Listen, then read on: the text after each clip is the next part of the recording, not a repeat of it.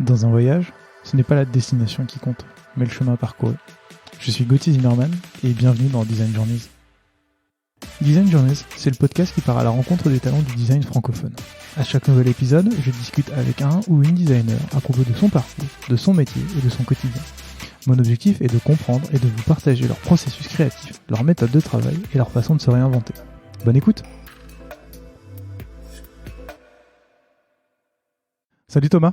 Salut Gauthier. Je suis très heureux de te recevoir pour ce nouvel épisode de Design Journeys. Je suis d'autant plus heureux de te recevoir parce que tu es quelqu'un qui parle très peu en public. Moi, je sais que là on est que tous les deux, mais tu parles très peu en ton nom, tu es assez discret. Et donc je suis très content de te recevoir aujourd'hui dans le podcast pour parler de toi et de ton parcours et de ce que tu fais aujourd'hui chez Free.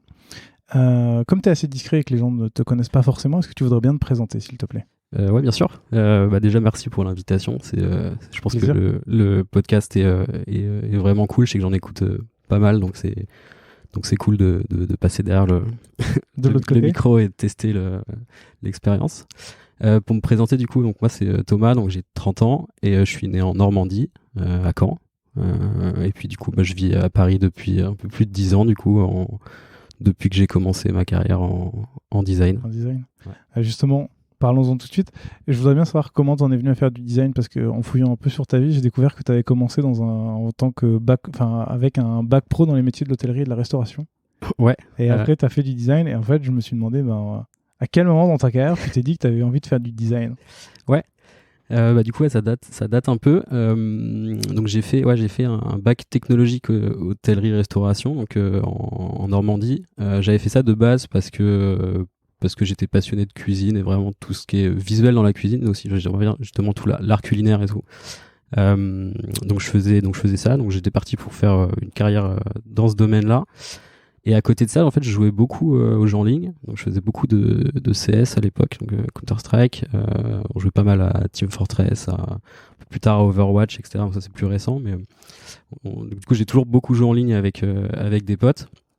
Et en fait j'étais assez passionné par tout cet univers e-sport, le gaming, etc. Surtout à l'époque, il y avait quand même c'était le début des joueurs pros à l'époque de Very Games, etc. Je sais pas si certains reconnaîtront, mais voilà, c'était un peu les débuts, on va dire, de certains pros dans le milieu et tout. Donc c'était super intéressant à suivre. Et du coup, moi, j'ai commencé en faisant du bénévolat pour pas mal de blogs, dont Vacarme, AAA à l'époque. C'était une team aussi qui avait un blog d'e-sport. Et du coup, je faisais pas mal de bannières forum, de logos, de choses comme ça pour les sites web. Et à côté de ça, comme je jouais avec mon groupe de potes, en général, on faisait des teams, on faisait des logos, etc. Et en fait, on n'était pas ultra bon, on se débrouillait, mais on n'était pas ultra bon. Et la partie que je préférais, en fait, c'était vraiment plus penser, c'est quoi le nom qu'on va prendre, comment on va le représenter, est-ce qu'on fait un logo, est-ce qu'on fait un site. Donc ça a vraiment commencé comme ça. Donc je faisais ça à côté du coup de mes études en passion. Donc je jouais, je faisais pas mal de design. Et je faisais du coup des sites, on faisait des sites web de team. Donc c'était assez cool parce que en vrai moi ça me permettait aussi de mettre les mains un peu dans le code, donc j'ai appris un peu à bidouiller du PHP sur Nuket Clan à l'époque. Oh là là, ça me rajeunit pas tout ça. Sur tous ces CMS de gaming et de création de tournois et tout, donc je m'amusais pas mal à faire ça. Et donc du coup je faisais et le design et les sites web. Et donc du coup j'en ai fait assez longtemps, parce que j'ai dû jouer pendant 3-4, enfin quasiment en fait mon cursus d'hôtellerie, donc pendant 3 ans j'ai fait que ça, etc. Et comme je commençais je pense à avoir un petit nom dans le milieu du truc, parce que du coup je faisais pas mal de sites et je commençais à en faire pour d'autres équipes et tout, il y a un moment où j'en vendais sur PayPal complètement illégalement, tu sais, à 20 €. Bon, à l'époque j'avais pas trop de valeur de ce que ça valait 2 semaines de travail de design, mais voilà, je vendais des thèmes en fait sur ça. Et puis du coup je me suis dit putain, c'est quand même incroyable, genre ça se trouve c'est un métier, il y a peut-être un vrai truc derrière. Et donc du coup j'avais regardé du coup des formations qui du coup en essayant de me rapprocher du coup tout ce qui était design, communication visuelle, design d'interaction, etc. Et en fait juste après avoir eu mon bac, j'ai trouvé du coup cette formation là à Cifacom, donc à Montreuil, Et en gros, les listes étaient les inscriptions étaient finies parce que c'était vraiment après le bac, donc on était presque en septembre. Et en fait, il restait un dernier batch d'admission. Et du coup, je me suis dit, bon, vas-y, je vais postuler, on va voir. Et donc, j'étais descendu à Paris avec ma mère pour faire l'entretien avec le directeur de l'école.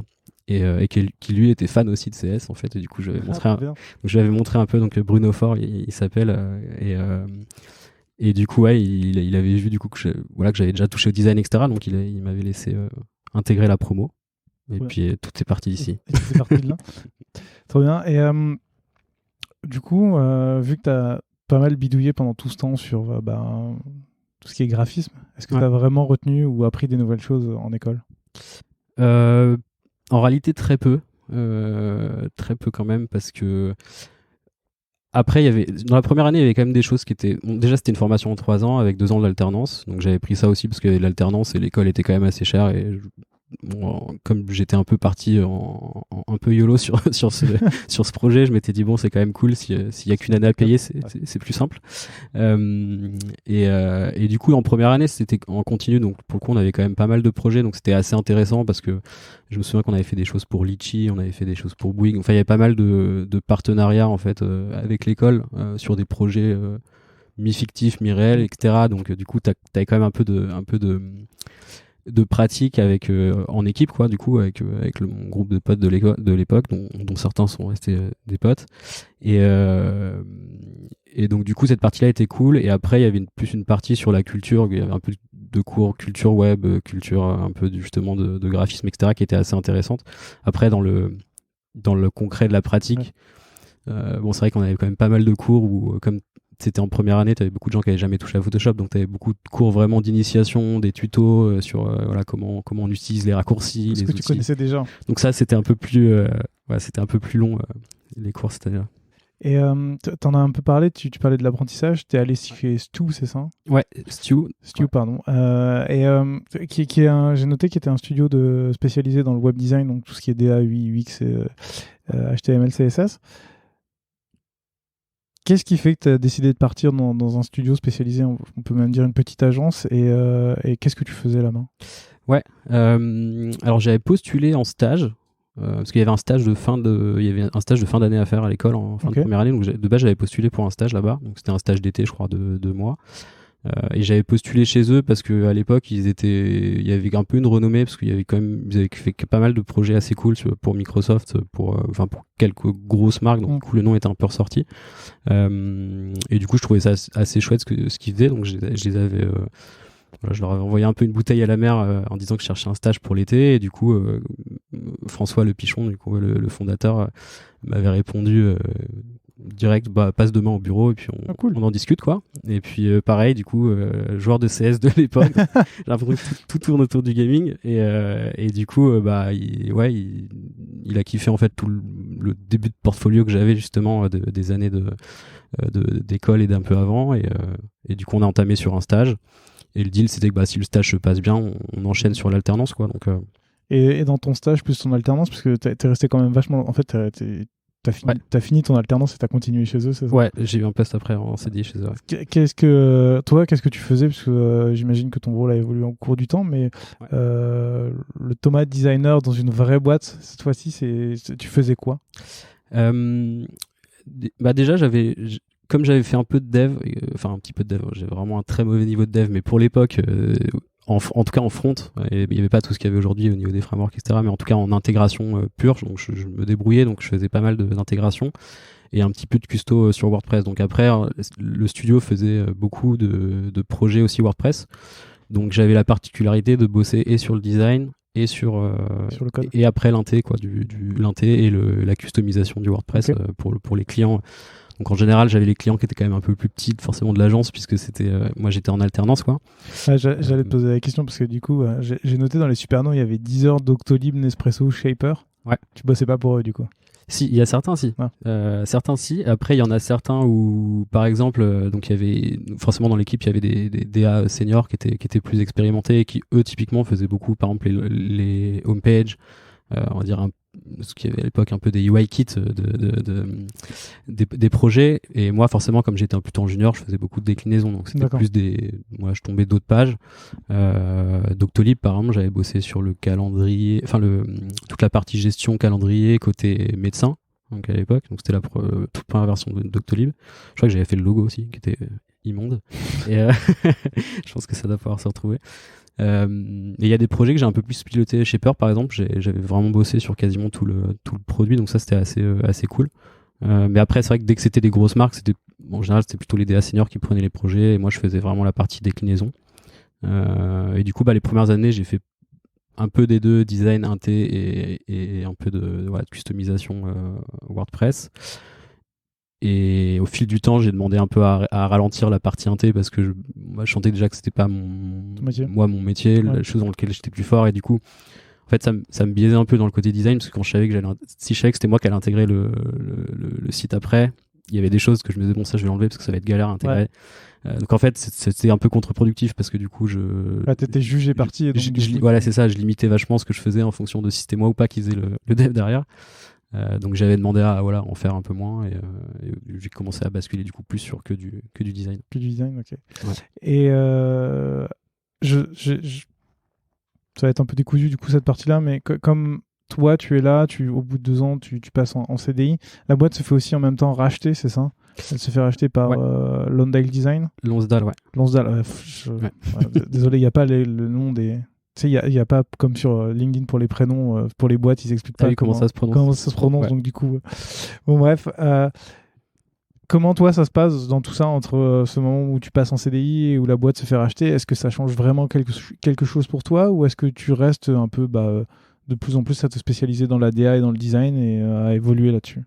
Je pense que ça a pas mal changé, mais pour l'ensemble de l'équipe. Enfin, c'était vraiment forcément un gros changement quand tu passes d'un petit studio où je pense que quand je suis arrivé au tout début de Stew, je pense qu'on était une grosse dizaine de personnes.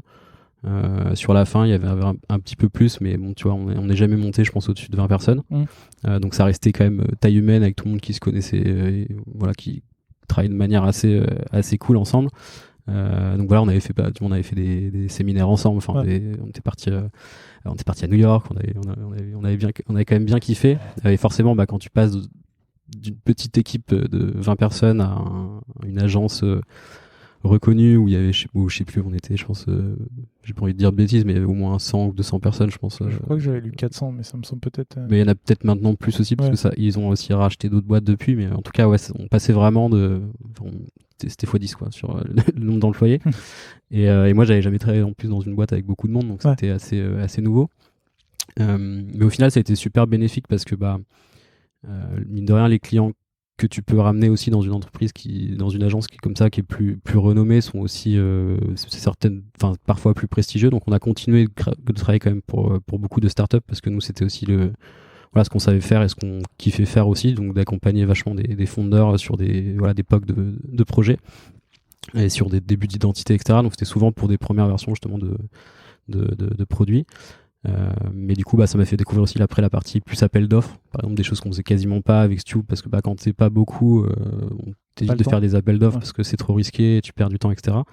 Mais là du coup on a commencé à en faire plus, donc ça m'a appris aussi à shipper plus vite, à faire beaucoup plus de projets, plus de déclinaisons, tu vois, même la partie présentation, forcément elle prend plus de place parce que tu te retrouves à présenter devant des marques qui ont l'habitude de bosser avec des agences, etc. Donc ça m'a fait apprendre vraiment vachement de choses que j'avais pas chez Stew à la base, quoi.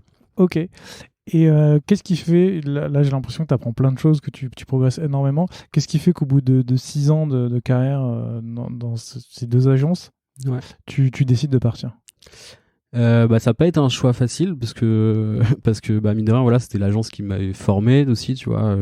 François Le Pichon qui est maintenant un super pote, ça a été mon mentor pendant 6 ans. Il m'a appris vachement de choses et tout. Il m'a fait confiance sur les projets, il m'a mis sur des projets des fois alors que j'étais quand même assez junior, donc c'était assez dur humainement forcément parce que quand tu bosses 6 ans avec la même équipe, il y avait quand même très peu de départs. Je pense que mon départ a amorcé justement une espèce une espèce de vague de départ. T'as toujours un peu ça où La fameuse. où t'as personne qui veut partir et mais, bon, les gens y pensent, mais en même temps tu te dis bon bah je suis bien, je suis dans un confort, tout le monde est cool ici et tout, donc voilà, j'avais pas vraiment prévu.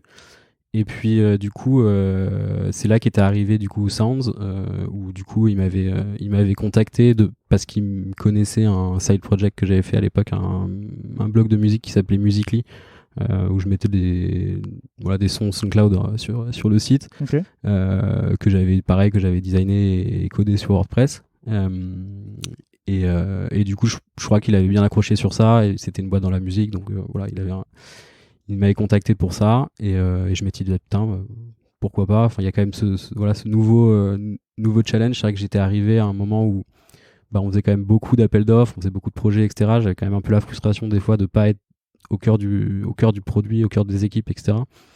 Surtout de bosser avec des devs en vrai, parce que du coup en agence il y a quand même ce truc où tu bosses rarement avec des devs, parce que les devs sont souvent en interne dans les projets, donc tu fais vraiment que la partie visible de l'iceberg. Après tu donnes un peu le bébé, et après t'as une zone un peu de flou où t'attends que ça sorte.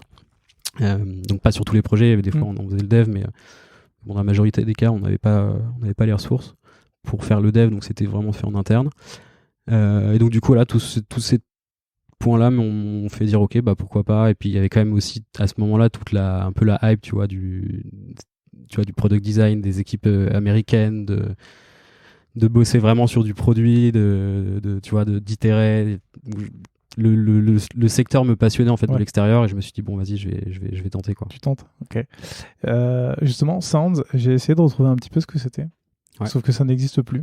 Ouais. Donc est-ce que tu veux bien présenter ce que c'est pour qu'on puisse déjà se faire une idée avant que je te pose des questions plus précises? Alors Sounds, c'était une application mobile qui permettait de partager des extraits de musique sur les réseaux sociaux. Okay. Donc, pour faire très simple. Donc par exemple, en vrai un peu l'ancêtre de ce que tu as sur Instagram avec c'est ce que j'allais te demander. Avec la feature musique, quoi. Tu vois, ça te permet, du coup, tu lançais l'app, tu cherchais une track sur internet, nous on te ressortait la liste, tu choisissais la musique, tu choisissais l'extrait, la cover que tu voulais mettre, enfin soit tu mettais la cover, soit tu pouvais mettre une image personnalisée, okay. Et tu le partageais du coup sur Insta, Facebook, etc. Donc il y avait deux principaux usages. Tu avais vraiment toute la partie plus label, artistes, etc., qui utilisaient ça pour promouvoir leur musique sur les réseaux sociaux, et puis la partie plus grand public avec les gens qui faisaient ça pour partager leur son du moment. Ok, et toi là-bas, qu'est-ce que tu faisais? Du coup je suis arrivé en premier designer, donc ils avaient pas de designer, quand je suis arrivé, donc c'était le CEO qui faisait pas mal de design sur le produit. Je crois qu'il y avait eu un petit peu aussi de choses faites avec des freelances. Okay.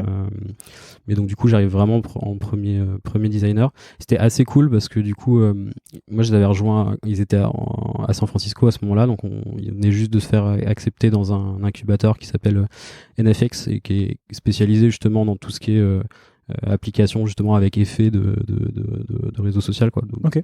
D'où le nom. Et donc du coup il y avait un peu plus de 3 mois à passer du coup aux US, à San Francisco à ce moment-là, donc je les avais rejoints au tout début de l'aventure, donc c'était assez cool. Et forcément je pense que ça a aussi bien aidé, mine de rien, l'intégration, parce que quand tu te retrouves à vivre H24 avec 10 personnes dans un appart, ça va plus vite. Forcément ça aide. Et quand tu dis que tu étais designer, tu t'es occupé de quoi en fait? Parce que j'imagine qu'il y avait déjà une marque et une app qui existait. Toi, du coup, quand tu arrives en tant que designer, c'est quoi le but? C'est de tout revoir, c'est de faire en sorte de faire évoluer ce qui était déjà là? Au début j'ai un peu fait de tout. Enfin, forcément, quand t'es un seul designer, t'es un peu la licorne, quoi. Tu fais un peu le mouton à 5 pattes. C'est ça, le mouton à 5 pattes. Donc tu fais un peu de brand, un peu de produit, un peu de market, un peu de tout, du merch, enfin vraiment tout ce qu'il y avait à faire à côté design. Mais au début ça a quand même été pas mal de produits. Okay. Parce que mine de rien, il y avait déjà une marque qui avait été faite, du coup, il y avait une ébauche de marque qui avait été faite par un freelance avant, donc ça fonctionnait, la marque était quand même assez reconnue. Et il y avait quand même pas mal d'utilisateurs et tout, donc le vrai corps du métier, c'était vraiment du produit, quoi. Donc je faisais surtout de l'application. Ok, je te pose la question parce que j'ai vu aussi que tu avais pas mal bossé aussi enfin, j'ai regardé ton portfolio et je vu que tu avais pas mal bossé aussi sur la brand.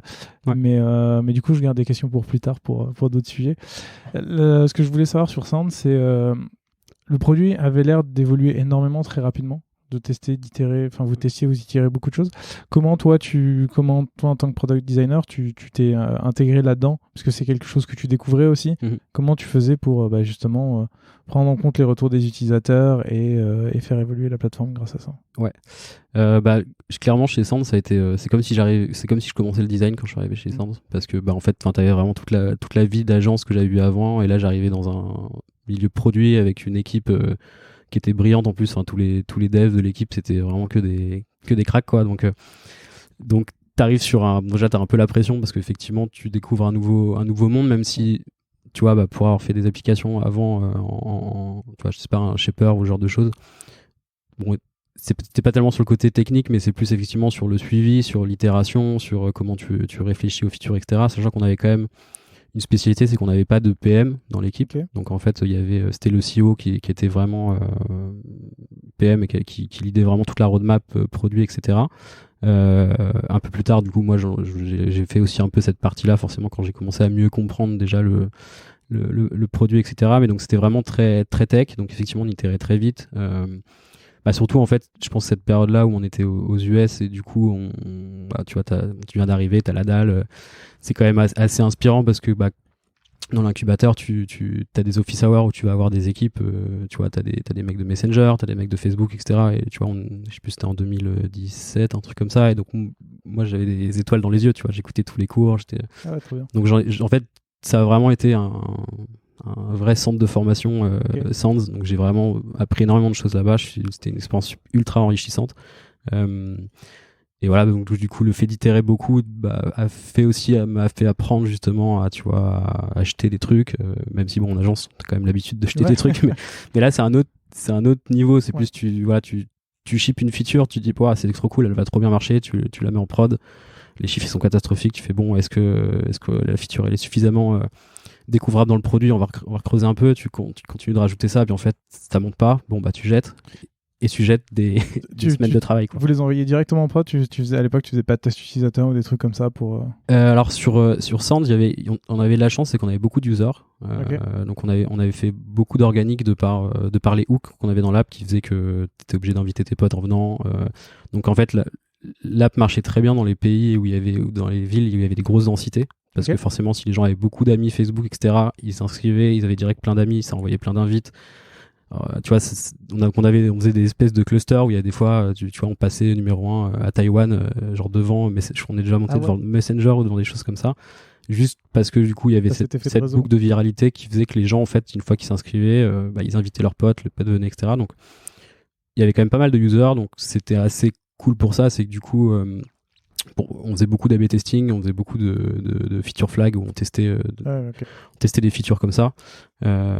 Je pense que c'était plus efficace pour nous parce que déjà il y a mine de rien, après je dis pas que les tests utilisateurs c'est pas bien, mais bon, on avait quand même beaucoup d'users déjà en Asie, donc c'est un autre market.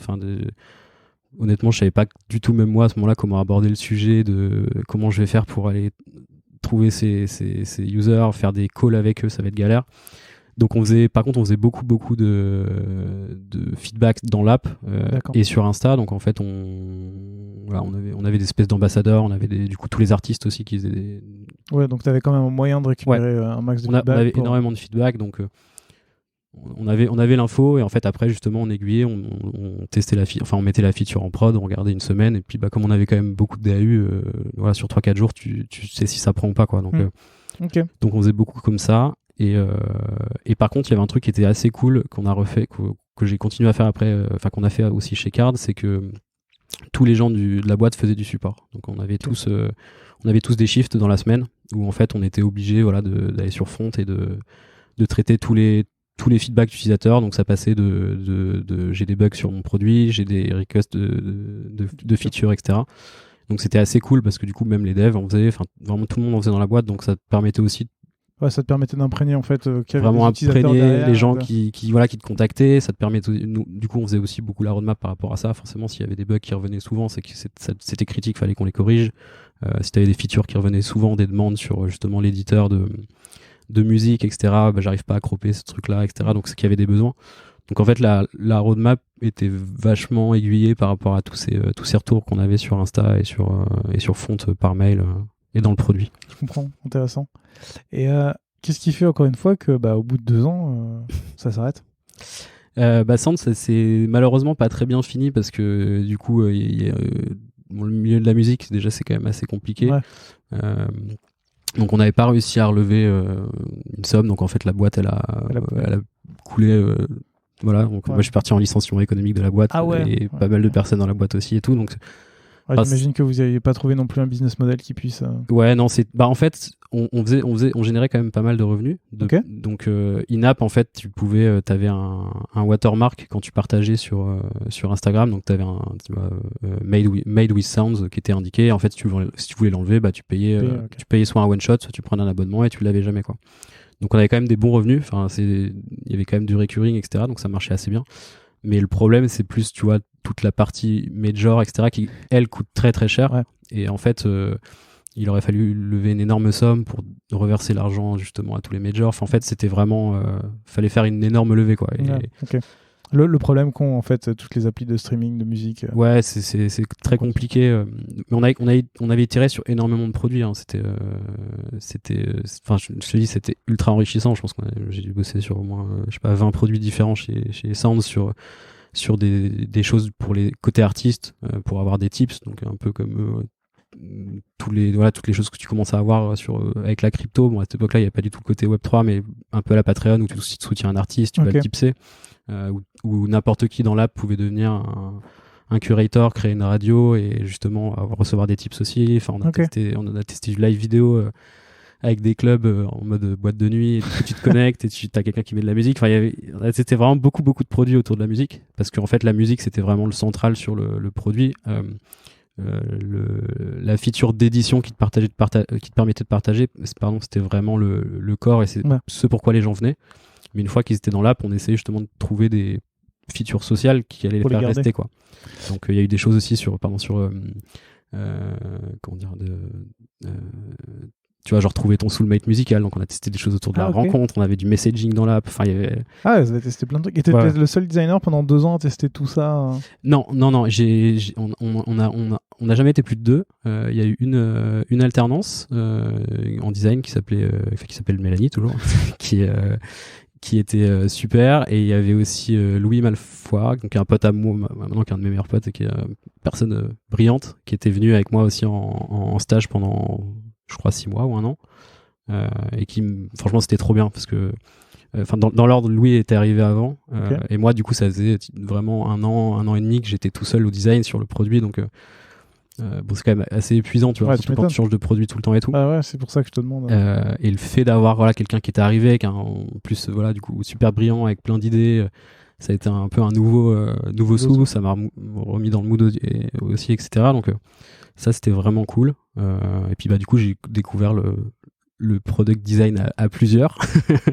Tu vois, ce que j'avais du coup pas du tout fait avant, quoi. Et du coup t'as fait comment pour gérer ça? Parce que j'imagine que c'est toi qui gérais les 2 autres personnes au fur et à mesure. Comment en tant que du coup, encore une fois, en tant que Thomas, product designer pour la première fois, comment tu fais pour gérer une personne en plus dans ton équipe parce que j'ai l'impression que le taf que vous abattiez était énorme et que c'était assez intense. Donc comment tu fais pour motiver tes équipes, garder tes équipes dans...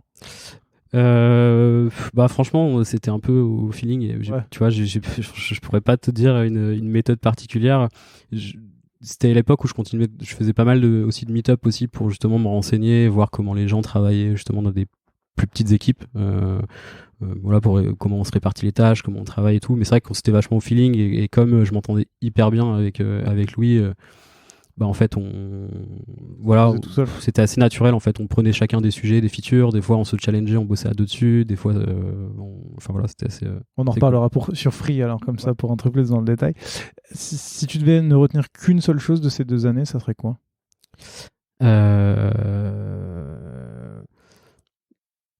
Que la collaboration avec le dev elle est essentielle sur le product, quoi.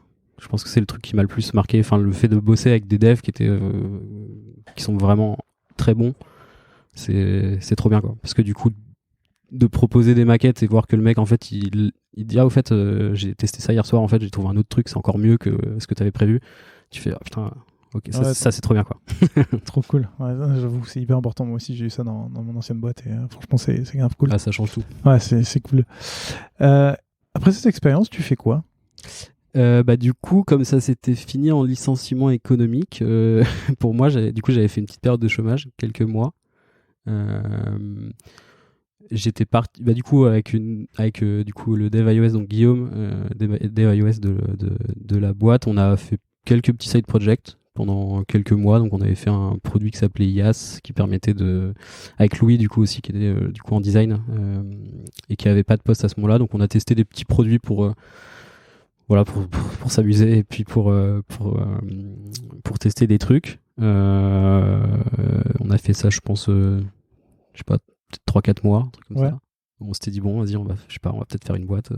Du coup, je en me fait, suis posé la question, je vais aller sur ton portfolio.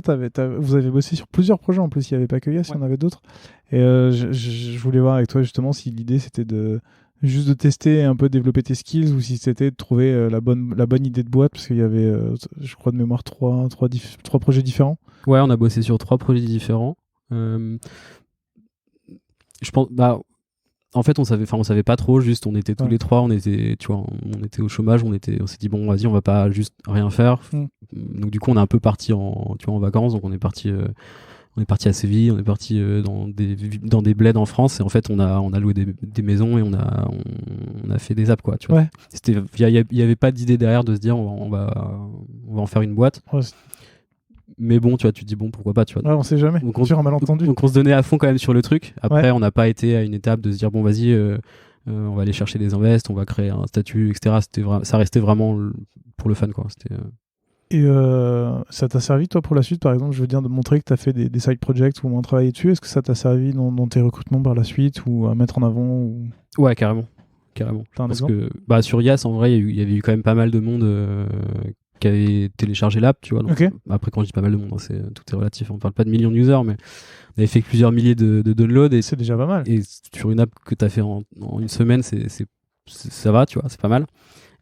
Et du coup, on avait surtout reçu beaucoup de feedback cool, en fait, et de personnes dans le product et dans des bonnes boîtes. Donc, tu vois, tu te dis, bon, c'est cool, j'ai pas fait ça pour rien. Donc, je pense que les gens qui l'ont vu, tu vois, après s'intéressent aussi potentiellement à toi. Donc, tu as des gens qui, tu vois, ça fait un peu du personal branding, quoi. Ouais. Ça reste pour après, les gens se souviennent, en fait, t'avais bossé sur ce projet-là. J'ai vu, c'est toi qui étais derrière. C'était toi qui avais bossé sur ça. Donc ça, je pense que naturellement, tu vois, ça aide. Après, sur le moment, ça m'a pas donné d'offre d'emploi, mais ça m'a aidé, je pense, dans la suite, ouais. Ok, je comprends. Un peu comme avec le podcast. et du coup, à quel moment là, tu pars pendant quelques mois, tu testes des apps. À quel moment tu te retrouves chez Card? Alors, pendant qu'on faisait des apps, moi, j'avais fait quelques entretiens. Okay. Mais je savais, en fait, j'étais un peu paumé, je savais pas trop ce que je voulais faire comme type de boîte. Et j'avais passé des entretiens dans des très grosses boîtes, mais plus je pense pour me mettre la pression et pour me dire ok, est-ce que ça pourrait le faire. Donc j'avais fait des entretiens, j'avais fait quoi? J'avais fait Revolut, Canva, Apple Music et N26, je crois aussi. Okay. Il y en a aucun où en général j'ai été droppé dans le funnel, mais c'était assez cool parce que du coup la plupart je les ai fait en anglais, donc tu vois, c'était aussi une manière un peu de moi de me challenger et du coup aussi d'apprendre un peu à présenter tout ce que j'avais fait parce que mine de rien, chez Lonsdale Stew, j'avais fait quand même beaucoup de produits, mais tu vois, j'avais jamais pris vraiment le temps en fait de prendre le recul sur ce que j'avais fait. Sur Sound, c'était la course pendant 2 ans. Donc j'avais jamais trop pris le temps de refaire un portfolio, de me poser, etc. Donc du coup c'était assez cool cette période-là où je me suis un peu cherché pour justement prendre aussi un peu de recul sur les différents produits que j'avais fait et me dire ça en fait c'était pas mal pour l'époque. Donc voilà, donc j'ai fait des entretiens. J'ai pas trouvé de trucs particuliers, je savais pas du tout le type de boîte, mais du coup j'avais passé des entretiens surtout dans des grosses boîtes en me disant bon, je vais essayer de trouver un poste dans comme j'avais fait qu'une petite boîte où je faisais tout, je m'étais dit bon, je vais tester d'aller dans une boîte Tu vas être ultra spécialisé sur un truc spécialisé. Et puis en fait, mais au fil des entretiens, je me disais mais en fait non, je suis pas sûr d'avoir vraiment envie d'aller là-bas parce que. T'as pas envie de travailler sur un bouton de l'interface de Revolut Ouais, en fait, pour le coup, pour Apple Music, j'avais eu un truc un peu comme ça où justement, tu vois, c'était pour bosser sur une partie spécifique d'Apple Music. Et tu vois, je demandais au gars, mais du coup, mais vous êtes combien pour bosser sur ce sujet? Et puis tu vois, il me disait, mais je disais, c'est beaucoup quand même, tu vois. Et puis en plus, il me disait, puis du coup, il y a une team édito qui va bosser sur tous les assets marketing, le visual, la brand et tout. Ok, donc du coup, je vais faire quoi? Enfin, ça élimine. Tu vois, ça m'éliminait en fait pas mal de champs des possibles du travail. Et en fait, je me suis dit, moi, j'ai toujours fait un peu de tout et ça m'embête d'aller m'enfermer sur un secteur ultra spécifique et j'ai peur de m'ennuyer, quoi. Donc du coup, j'avais un peu abandonné toutes ces pistes-là. Et Card, c'était arrivé parce que du coup un pote à moi donc qui s'appelle Jimmy Oliger, avec qui j'ai bossé sur ForeignRap après, était chez Card et du coup Card c'était pas lancé à l'époque, c'était encore du coup vraiment en pré-launch. Et du coup il m'avait dit tiens, faudrait vraiment que tu rencontres les fondeurs et tout, je pense que ça pourrait coller, c'est un produit mobile, jeune, consumer, enfin un peu comme ce que tu faisais sur Sounds, je pense que ça peut fitter, donc passe au bureau, quoi. Du coup, j'étais passé au bureau. Et là, par contre, t'avais tout à faire, c'est ça? Il y avait pas mal de choses à faire parce que du coup, le produit était pas sorti. Ouais, alors attends, du coup, j'ai posé ma question trop tôt, mais du coup, pour les gens qui nous écoutent et qui savent pas ce que c'est, Card, en fait, c'est un compte bancaire pour les adolescents. Ouais. Avec une app aussi par an pour qu'ils puissent gérer, en fait, faire la passerelle entre. Maintenant, ouais, à l'époque, c'était vraiment que Focus Ado. Donc, t'avais vraiment c'était juste une carte bancaire et un compte pour ton ado, quoi. Ok. Et donc là, toi, on t'arrive, on te pitch l'idée que c'est une banque pour les ados. Il y a tout à faire. Ouais. Et comment ça se passe du coup? Bah du coup, je me suis dit waouh, c'est quoi cette idée de vouloir faire une banque? Une de plus. Non mais tu vois, c'est assez enfin, ça paraît énorme comme sujet parce que tu vois, c'est le bancaire, il y a quand même beaucoup de réglementations. Tu te dis t'es face à des mastodontes, il y a quand même tout ce truc là. Mais je sais pas, en fait j'ai eu un super fit avec Amine et Scott, les fondeurs, et Fabien à l'époque aussi. Et puis du coup, je m'étais dit bon, je sais pas, genre je les sens bien, quoi. Ils m'ont l'air chaud. C'est parti. Et du coup, toi quand t'arrives, en gros, tu fais quoi? Parce que y a du taf à faire. S'il y a tout à faire, j'imagine qu'il y a le logo, ça c'est le truc simple. Il y a toute la déclinaison brand qui est autour. Il y a l'app qui en découle. Comment tu t'y prends? Alors il y avait des choses de fait. Je suis pas arrivé non plus avec. Enfin c'était pas un champ de ruines. Il y avait quand même pas mal de choses. Il y avait à l'époque c'était Emmanuel Julio donc qui bosse sur je crois maintenant son studio s'appelle Anagram, je crois. Oui c'est ça. Qui avait fait des maquettes en freelance. Donc il y avait un peu d'application mobile, enfin de quelques screens de la V0 quoi. D'accord. Qui était quand même très simple parce que du coup c'était pas tellement toute l'expérience bancaire, c'était plus l'expérience de la waiting list, parce que en gros le produit était pas sorti et c'était plus comment réfléchir à des mécaniques pour justement que les gens viennent se préinscrire, etc. Donc il y avait des ébauches de ça. Il y avait le logo pas tel qu'il est aujourd'hui, mais la forme de la carte un peu typographique, tout qui a été fait par Tirsa, donc le typographe qui est super bon. Je mettrai les liens de la description de toutes les personnes que tu nommes depuis tout à l'heure pour que les gens qui nous écoute puissent aller voir. Et du coup, qui fait beaucoup de typographie, etc. Et donc lui, je savais pas que c'était lui qui avait fait il avait fait vraiment la typo et puis l'espèce de forme. Après, par contre, toute la brand derrière, il y avait pas parce que c'est moins son domaine, je pense. Et du coup, il avait vraiment plus bossé sur le bloc marque, quoi. Okay. Et t'avais pas vraiment de brand de découler de ça. C'était assez. Et donc c'est à toi de le faire, ça. Ouais. Comment tu t'y prends? La brand de Card, on s'y est pris en plusieurs fois. Après c'est une brand, c'est vivant. On l'a évolué dans le temps. Quand je suis arrivé, on n'y a pas beaucoup bougé, on n'a pas beaucoup touché, un peu comme pour Sands. En fait, il y avait une base. Je me suis dit bon, ça. T'avais quand même des couleurs. Ça fera l'affaire. Ouais, il y avait des débuts de couleurs, etc. Donc j'ai pas non plus tout. Je me suis pas dit on va tout casser, quoi. On va laisser comme ça et on va itérer après. Qu'est-ce qu'il y a eu au début? Par quoi on a commencé? En vrai, j'ai fait beaucoup de choses hors produit au début de Card, parce que du coup, comme la boîte était vraiment dans un statut d'avant-lancement, c'était plus réfléchir. En fait, on avait une vision assez claire sur ce qu'on voulait faire, parce qu'on voulait que que ça soit en plus d'une banque, on voulait vraiment que ça soit une marque lifestyle, parce que du coup tu touches les ados, t'as quand même envie que tu vois, une banque ça reste chiant, froid, etc. Et pour nous, on voulait toucher les ados en se disant on va faire une banque qui a l'air cool pour que les kids ils aient envie d'avoir cette carte, quoi. Ouais, alors attends, je crois que j'avais une question là-dessus. C'est comment on fait quand toi t'es pas un kids pour justement créer ce produit, cette image de marque. Je mets tout ensemble. Comment tu fais pour t'adresser à une génération qui finalement n'est pas la tienne? Ouais, c'est une très bonne question. Alors on avait pas mal d'ambassadeurs qui étaient des potes de petits frères, de potes des gens de la boîte. Et qui traînaient tout le temps au bureau, donc ils venaient c'était moi quand j'avais join, du coup c'était en été, donc je pense qu'en plus c'était les vacances scolaires, donc ils avaient pas mal de dispo, donc ils venaient et ils venaient au bureau, et puis moi je leur disais viens voir mon écran, et puis je leur montrais les t-shirts, je leur montrais les tests de casquettes, etc. Et puis du coup on faisait un peu comme ça, quoi. Je faisais des tests et puis ils me disaient après ce qui est assez cool avec toutes ces générations là, c'est qu'ils sont assez ils sont assez directs, cash direct, ouais. Donc en général ils arrivaient, ils disaient oh c'est nul, et puis ils se barraient, puis je me disais bon bah je vais faire une autre version, quoi. Quelqu'un l'a déjà dit dans je sais plus quel épisode, mais oui je me souviens, le fait que tu mettes la génération Z devant un truc, en fait tu te fais dégommer tout de suite. Ouais, ils sont assez mais après c'est cool parce que du coup tu perds pas de temps. Tu perds pas de temps, tu vois. Il y a pas de ouais, alors ça c'est pas mal, mais c'est plus. J'aime bien ce violet, mais j'aurais pas trop pris celui-là. C'était vraiment le j'aime pas, et donc du coup c'était assez cool parce que nous ça nous aiguillait, quoi. Je prenais 3 pistes, ils en prenaient une, et puis à chaque fois on a avancé comme ça en entonnoir, et on le faisait vraiment sur tous les sujets à carte, donc que ce soit de la brand, vraiment des t-shirts, des pulls, des casquettes, que ce soit du produit aussi, sur l'aspect look and feel du produit. Donc là t'étais quand même plus dans le test utilisateur plus que dans on développe quelque chose et on regarde si ça marche ou pas. Ouais, sur cette à Card au début il y a eu ça, sachant qu'en plus tu montes une banque, donc il y a quand même en termes de techno, c'est quand même plus long à faire que des features que tu peux avoir sur des apps sociales plus classiques, donc forcément tu as plus de temps aussi pour explorer, faire plein de versions, et puis voilà, montrer, et puis aiguiller un peu le produit avant de le développer, quoi. Et à quel moment tu commences à travailler sur le produit vraiment, une fois que tu as bossé un peu sur la brand? Parce que je comprends bien cette partie pré-launch, mais une fois que c'est parti, comment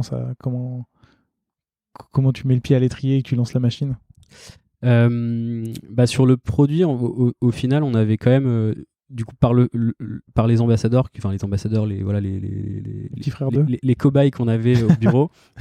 On a pu quand même assez rapidement aiguiller sur ce que leurs besoins, sur ce qu'ils voulaient faire en termes de produits, sur ce qu'ils avaient besoin en termes de besoins bancaires. Donc après le launch, on a fait énormément de workshops, de focus group. J'ai pas envie de dire ça parce que c'était pas tellement des rendez-vous avec des post-it, c'était plus des kids avec des boissons, des coca, c'était plus des énormes goûters, en fait. et du coup ils venaient au bureau toutes les semaines quasiment, donc à chaque fois on faisait des nouveaux groupes, et puis en fait on leur posait pas mal de questions justement sur leurs habitudes à l'argent, leur relation à l'argent. Des fois on faisait venir aussi des parents, du coup, qui venaient avec leurs enfants, pour aussi on leur demande justement je sais pas à quelle fréquence vous leur donnez de l'argent de poche, quel budget, comment ça marche, est-ce que vous avez peur s'il a une carte bleue. Enfin il y avait vraiment toute cette partie là, et donc on a fait du coup pas mal de questionnaires un peu sur le produit avant même de faire tester, pour essayer de comprendre déjà les features qu'il fallait qu'on priorise, parce qu'il y a quand même beaucoup de choses, tu vois. Quand tu prends un Revolut, t'as une infinité de features, et nous notre but c'était pas de se dire bon on va prendre un Revolut et puis on va le faire pour les moins de 18. Quand on s'était dit comment on va faire un vrai produit pour les moins de 18 avec leurs besoins et leurs manques, en fait, parce que certains sont bancarisés et ont un compte dans la même banque que le parent, mais en général c'est des comptes bancaires avec une carte Pikachu et des trucs ultra limités. Donc, je vois. Donc quand ils viennent au bureau et qu'ils voient une carte, ils se disent oh je veux ça, enfin je veux changer, quoi. Donc c'était aussi là où l'image de marque a été assez importante, pour aussi faire en sorte que les teens viennent au bureau et tu vois aient envie de se dire je veux participer au truc parce que la marque est cool, en fait. Fallait pas qu'on passe pour des... C'est pas un daron qui a décidé de mettre boomers, comme tu disais, un Pikachu qui dit alors wesh ça va, c'est cool. Ouais, c'est ça. Je pense qu'on avait réussi en fait à être assez proche d'eux. Ouais. Et tu vois, vraiment avoir un dialogue constructif et super pertinent, parce qu'en fait ils comprenaient ce qu'on faisait. On n'était pas à côté de la plaque, on faisait pas justement boomer qui essaye de faire un truc cool mais qui est complètement à côté. Donc je pense que le fait de vraiment faire un suivi avec eux constamment avec le produit a fait qu'on a réussi à bien capter en fait la génération, quoi. Et cette partie-là, ça prend combien de temps sur le projet? Parce que toi, t'es resté à peu près 1 an et demi. On va en reparler parce que tu as fait une bascule en cours de route. Mais combien de temps ça a pris de parler avec des ados, comprendre leurs besoins, développer des premiers écrans? Ça a été assez rapide. C'est tu vois, je dirais quelques mois. Peut-être les 2-3 premiers mois après lancement, on a fait vraiment beaucoup de recherches, on va dire, un peu quali sur les besoins. Après, en parallèle de ça, je faisais pas non plus que des workshops et des goûters. Ouais, je faisais quand même pas mal d'écrans, et donc du coup, on avançait en même temps aussi. On développait pas mal de features, et puis on faisait des tests, on leur montrait. Donc là, pour le coup, comme on n'avait pas beaucoup de users, on faisait pas tellement justement ce que j'ai pu faire chez Sands tu vois, de feature flag, tester à la volée les features de la B-test, etc. Donc là, c'était beaucoup plus du proto Figma montré aux gamins directement sur le téléphone. Et du coup, c'était assez cool aussi parce que on avait pas mal de bons retours. Tu vois, je faisais beaucoup de points où en fait je les regardais utiliser leur téléphone, tu vois, je leur demandais c'est quoi les apps que tu utilises tous les jours, tu vois, genre montre-moi ton compte Snap, tu vois, genre les discussions, puis tu te rends compte que là t'as vraiment 15 ans de plus et que t'as l'impression que t'en as 50 de plus. C'est la fameuse claque, non? Ouais, voilà, tu prends un peu une claque, tu regardes utiliser son téléphone, tu dis mais genre c'est quoi tous ces raccourcis, il va trop vite, il lit rien en fait, tu vois, tu fais tester ton onboarding et il skip tous les boutons sans lire une ligne. Donc ouais, le produit a vachement évolué hyper rapidement en fonction du coup de tous les tests qu'on avait avec les users. Ok. Et je l'ai évoqué un peu rapidement. Pendant que tu bossais chez Cards, tu as commencé aussi en tant que product designer chez Powder. Ouais. Et ça te fait rire? Non, mais oui, c'était un peu en parallèle. Donc c'était un peu mais en fait, j'aimerais bien comprendre ça. Toi, tu commences à travailler chez Cards et j'ai l'impression qu'il y a encore une fois masse de travail à abattre. Et tu commences aussi en même temps dans une autre boîte. Pourquoi? C'est ma première question en fait. Ouais. Card, faut savoir que à ce moment-là, Card c'était quand même assez bien. L'app était sortie, il y avait quand même beaucoup d'users. Voilà, il commençait à y avoir une vraie base d'utilisateurs qui utilisaient le produit et la carte, etc. Donc la boîte tournait. Après, il y a eu le Covid à cette période-là. Et pas simple forcément quand t'es une carte bancaire, etc. Parce que en fait on a continué à avoir pas mal de dépenses sur le PSN, sur Discord, sur Twitch, etc. Sur tout ce qui est online, parce que du coup les gens continuaient à dépenser. Par contre t'as beaucoup moins de dépenses forcément en dehors, au ciné, au resto, à l'école, etc. Donc forcément ça a pas mal impacté le business. Donc à ce moment-là, pareil, la boîte elle a eu un petit coup de mou. Donc forcément il y a eu quelques personnes qui sont parties de la boîte. Il y a eu t'as eu un petit moment de flottement un peu qui n'était pas ultra simple avec du coup l'ambiance un peu générale du Covid, etc. Donc ça avait mis un petit coup dans la fourmilière.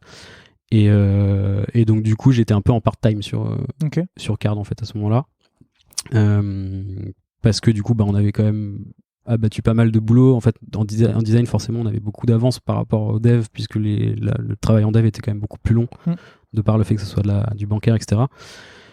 Et du coup, à côté de ça, Stanislas Copin, donc le fondeur de Powder, que je connaissais, que j'avais déjà vu à l'époque où je bossais sur.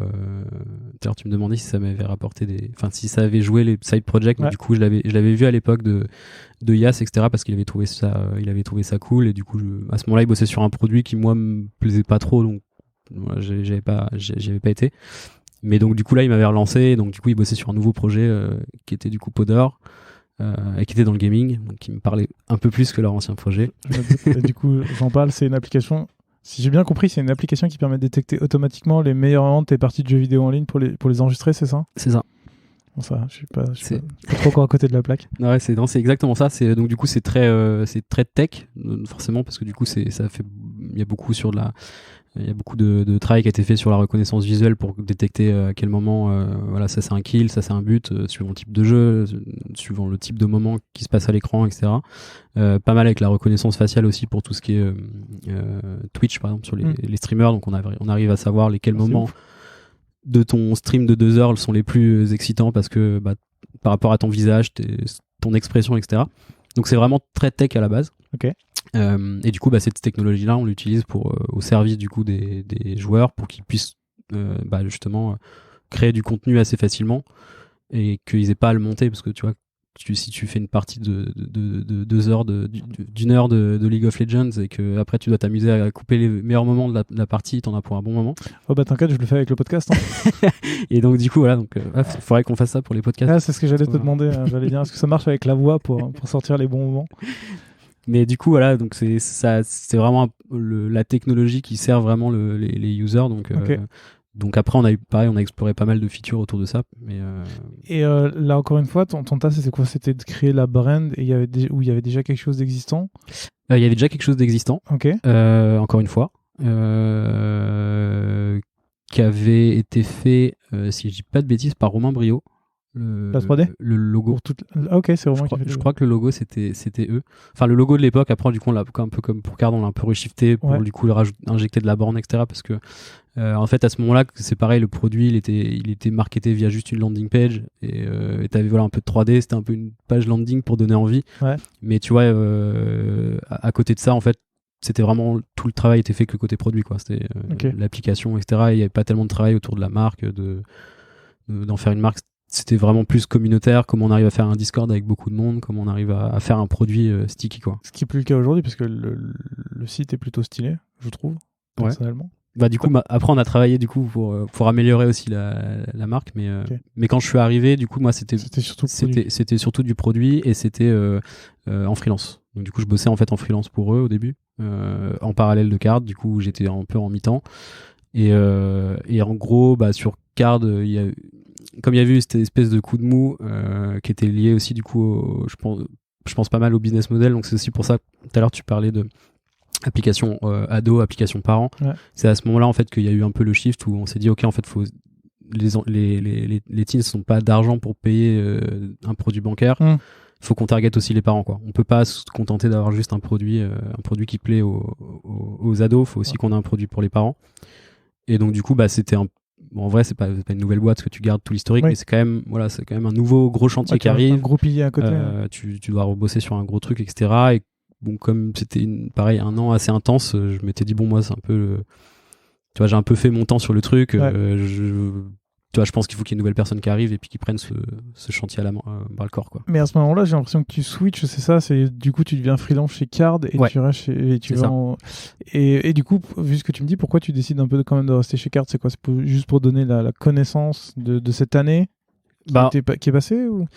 Non, en fait, ils avaient pas de designer sur le moment même. Ok. Et pour le coup, les deux fondeurs, moi, c'est des gens que j'adore, donc j'avais aussi envie de continuer en fait à les aider le temps de trouver quelqu'un. Donc cette période-là, du coup, en freelance, j'ai pas mal bossé du coup sur l'app parent, donc sur l'autre app. Et du coup, en parallèle, je les aidais un peu sur le recrutement forcément pour trouver justement un designer. Donc c'était un peu. Puis après, bon, ça restait aussi un peu moi mon bébé, tu vois, d'avoir bossé dessus 1 an et tout, donc c'était normal, tu vois, de continuer aussi l'aventure avec eux. Et tu vois, j'avais pas envie de partir en disant bon, maintenant, débrouillez-vous.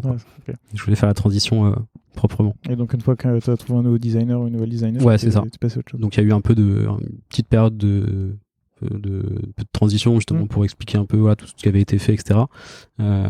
Et donc du coup Jean qui est arrivé, qui est un super designer aussi, qui est arrivé du coup chez Card, du coup a repris tout le produit et la brand. A repris ton bébé. C'est ça. Et ce qui fait que tu as pu passer ton temps sur Powder enfin à temps plein. Et du coup, là je suis passé en plein temps chez Powder au moment où j'ai switché du coup d'une boîte à l'autre. Je suis passé full time sur Powder.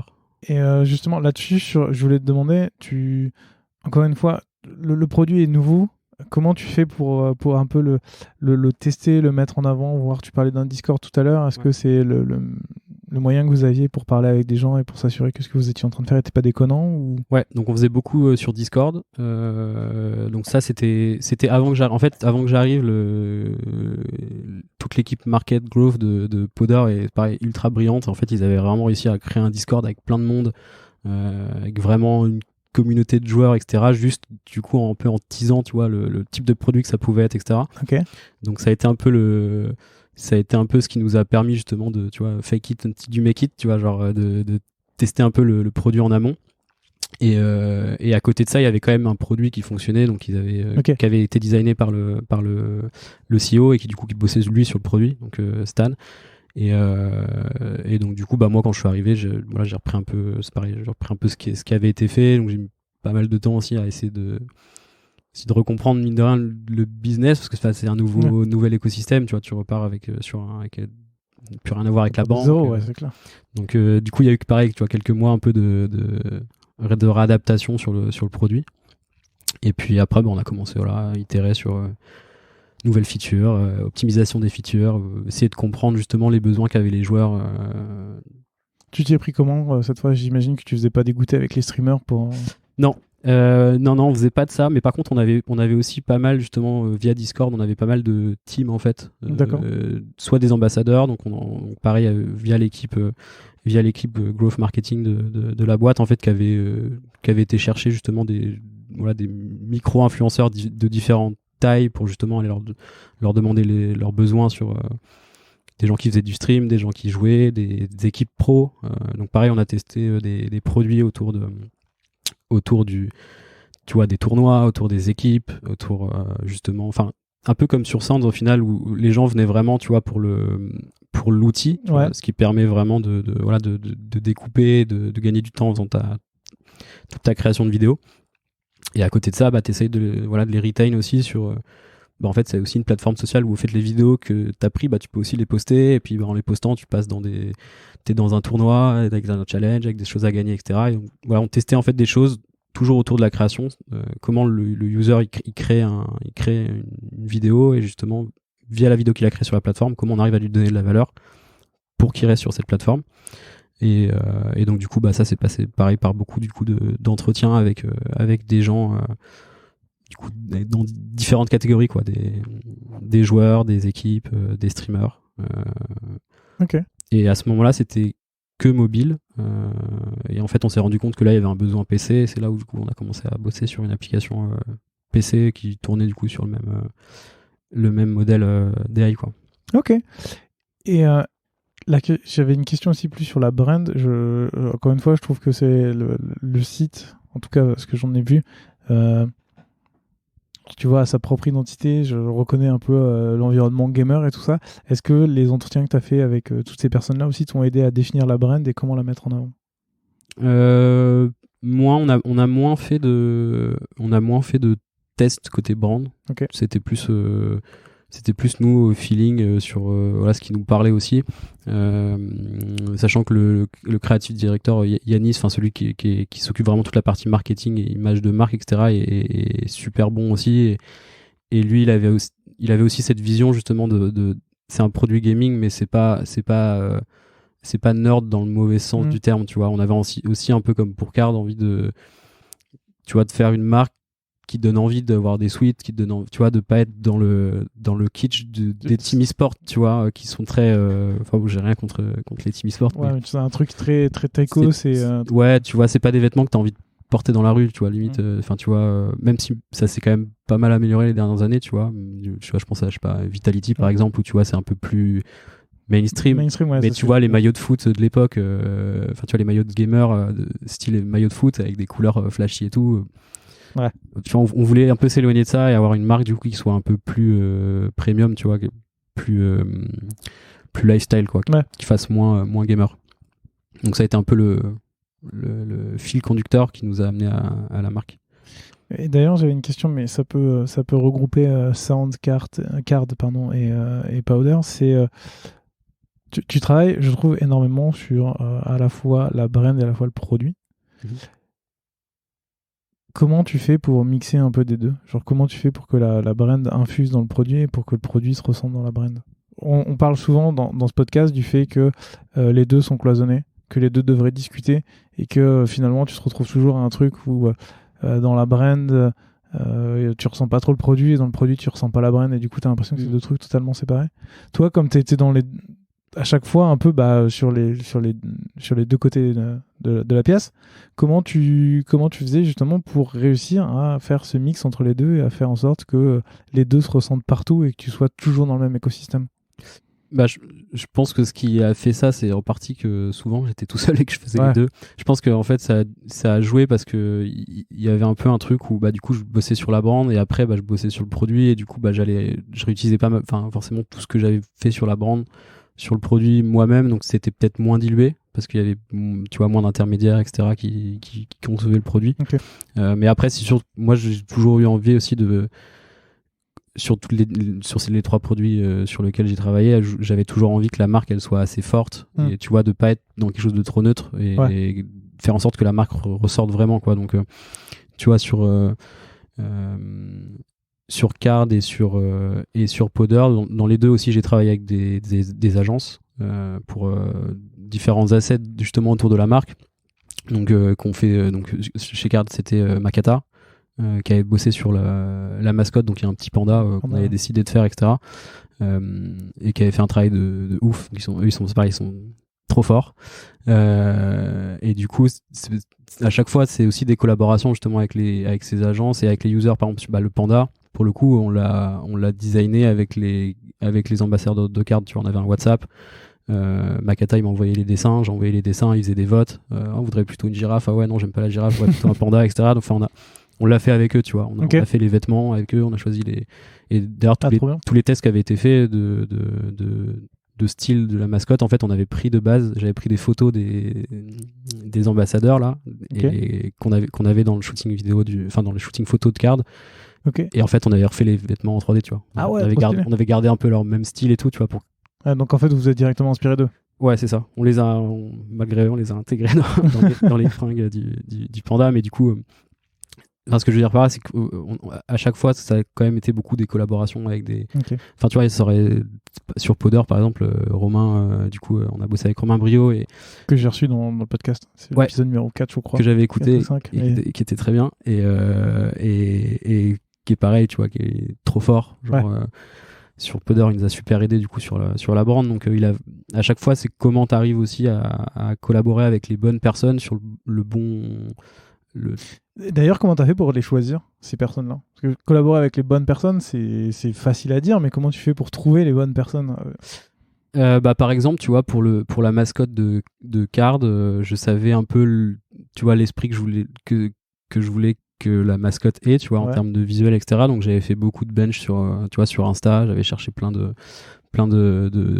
personnes qui faisaient de la 3D, des studios, des freelances, etc. Pour te rapprocher de ce que tu voulais. Voilà, tu vois, de ce que j'avais en tête. Et après, du coup, je les ai contactés, j'aurais briefé un peu le projet. Et puis, pour ceux pour qui ça a collé le plus, on s'est dit go, tu vois. Et du coup, Makata, c'était parfait.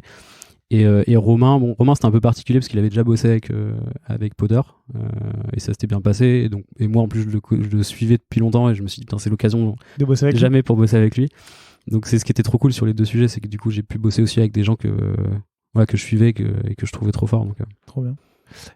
Tu bosses encore aujourd'hui chez Powder ou pour Powder? Ouais, je bosse encore un jour par semaine. Tu fais quoi pour eux? Alors du coup j'ai complètement laissé la partie product, enfin core product forcément, parce que du coup sur une journée j'ai pas grande valeur à ajouter sur le produit. Et du coup il y a Hugo Degaillet qui est arrivé en head design sur Powder, donc qui a repris vraiment toute la partie product iOS et PC. Et en gros, moi, je bosse beaucoup plus du coup avec la content team un peu, et je fais beaucoup de POC sur des idées de features, de projets je fais beaucoup de proto pour justement qui eux leur servent pour aller voir soit des invests, soit les users. Pour tester un peu, prendre la température sur qu'est-ce qu'on peut faire après, quoi. Et toi tu restes là-bas donc aujourd'hui tu bosses chez Free, on va en reparler après, mais toi tu restes là-bas un jour par semaine, pourquoi? Pour voir d'autres choses, parce que t'as pas envie de lâcher le bébé ou... Parce que j'adore l'équipe déjà. Donc pareil, je suis super attaché avec les fondeurs et l'équipe, donc le côté humain fait que moi j'ai envie de continuer de bosser avec eux. Et puis après c'est un terrain de jeu, c'est un peu ma cour de récré le vendredi, tu vois. Ça me permet de bosser sur un sujet plus léger, tu vois, même si c'est quand même une boîte, c'est pas à prendre à la légère, mais tu vois, c'est du gaming. On a envie, tu vois, c'est un produit qui est fait pour entertain les gens, tu vois, donc c'est assez cool en vrai à faire. Et puis ça me stimule pas mal de changer de sujet, de bosser sur quelque chose de complètement différent toutes les semaines, quoi. Ouais, je comprends. J'en reparlerai un petit peu après quand on parlera de Free.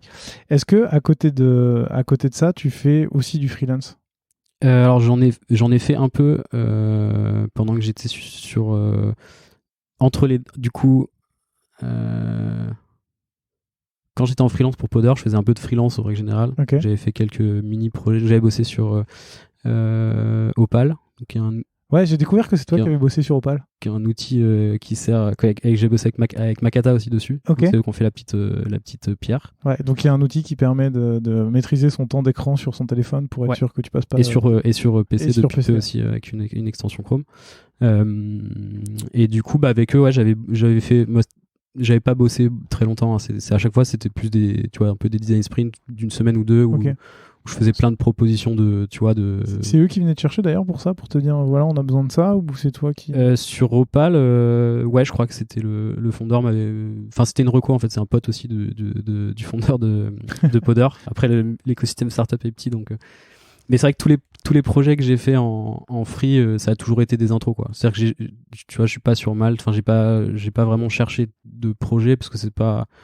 Tu vois, je me sens pas super à l'aise là-dessus. Mais par contre, quand on me reco des projets, si c'est des gens voilà, que je connais de confiance, je me dis go, quoi.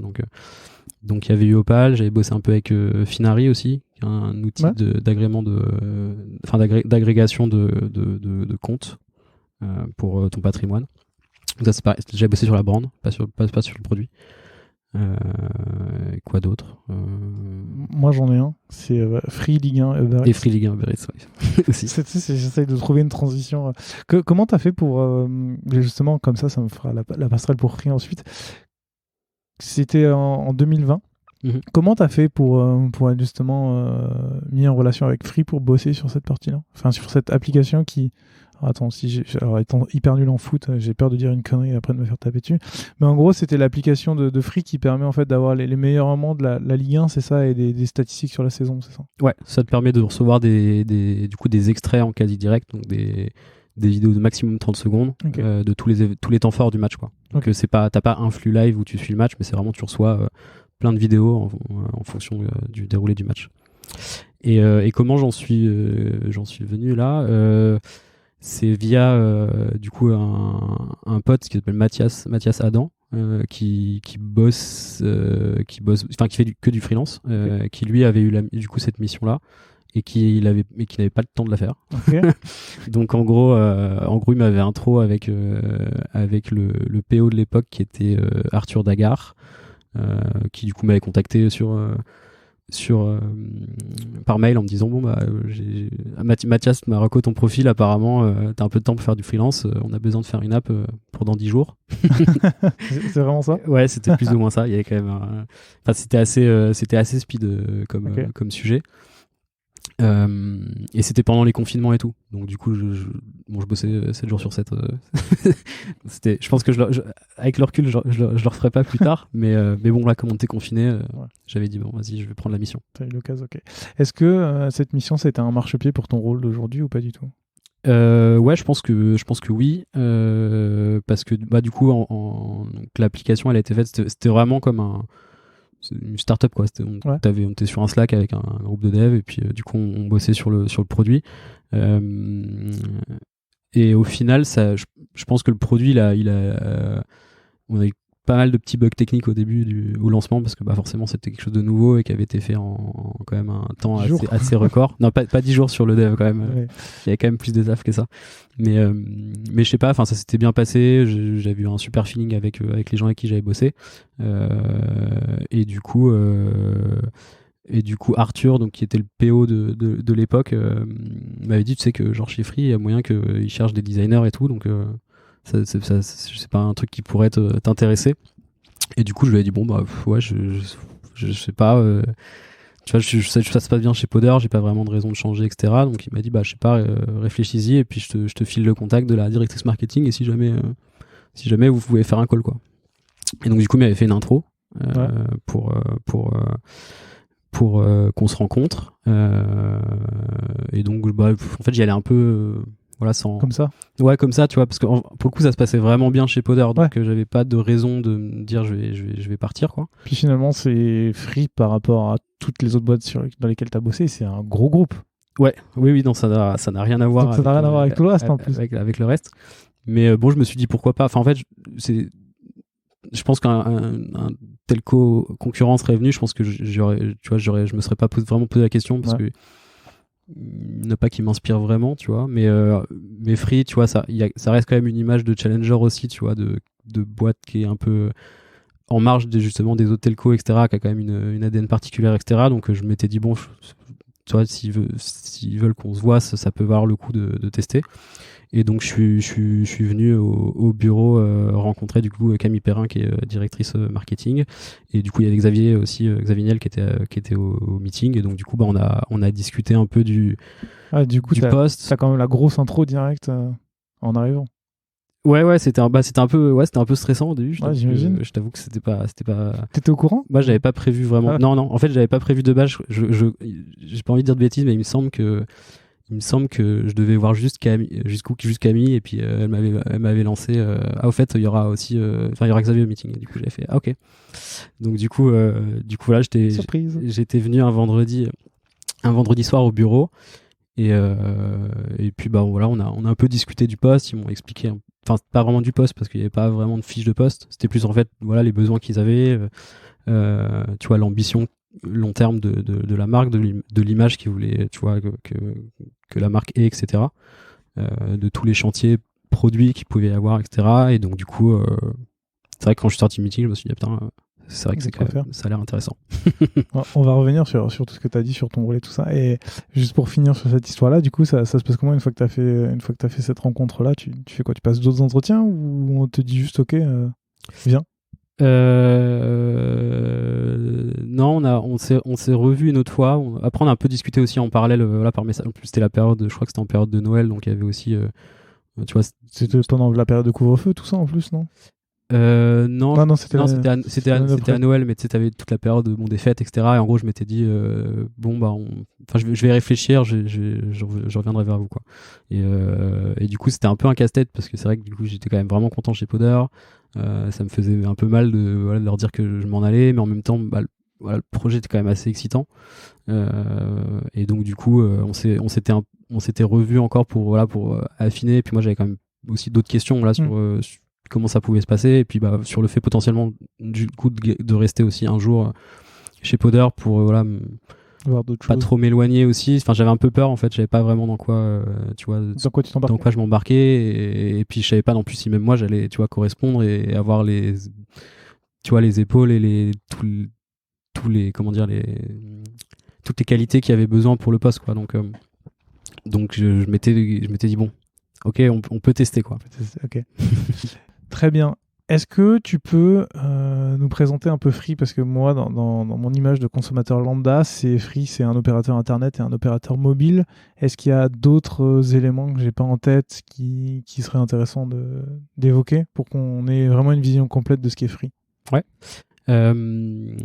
Déjà, ce qui est assez fou. Bon, après, moi, il y a beaucoup de choses que j'ai appris en fait chez Free, donc, et qui sont pas forcément des choses que les personnes ont l'habitude de savoir, mais c'est quand même l'inventeur du triple play, donc c'est quand même ce qui est assez fou. Donc c'est les box avec téléphone, télé, etc.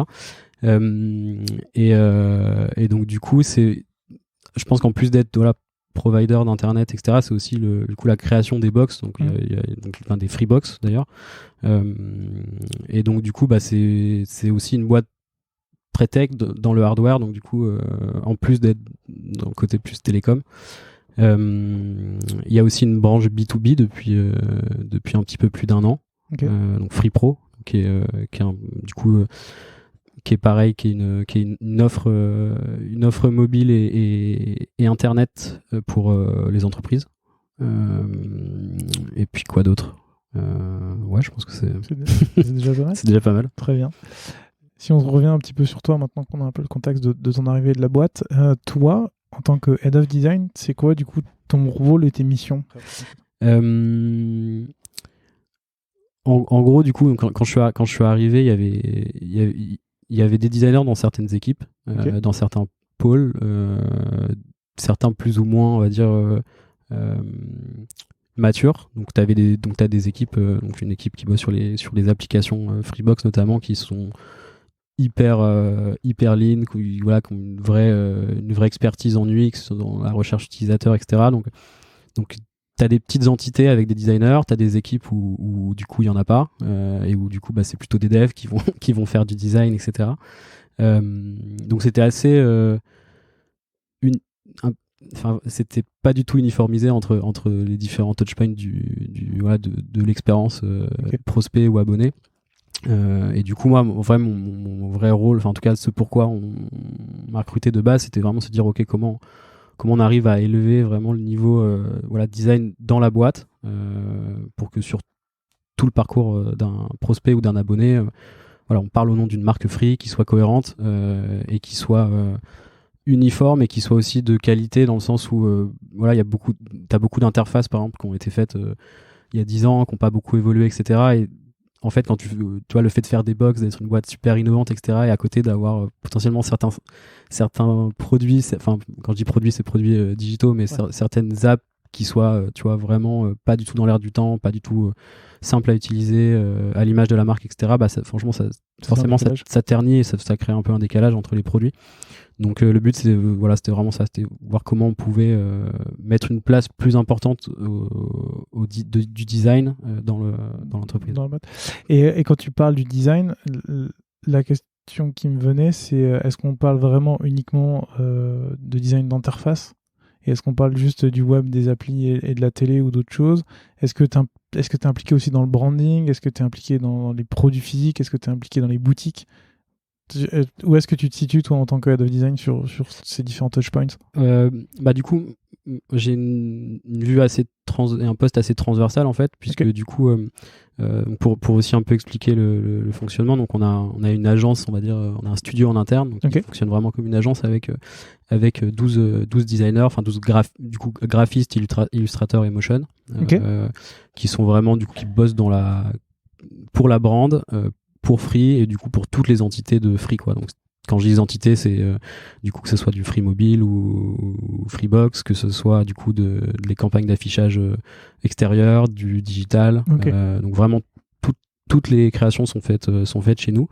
Donc ce qui est assez cool, parce que ça permet d'avoir une vraie connaissance de la marque, d'être super agile aussi, et puis de pouvoir aussi garder toute la confidentialité, en fait, de la culture du secret qui est assez chère chez Free, sur les produits, où justement on est capable, en fait, de travailler nous en interne sur l'ensemble des assets visuels.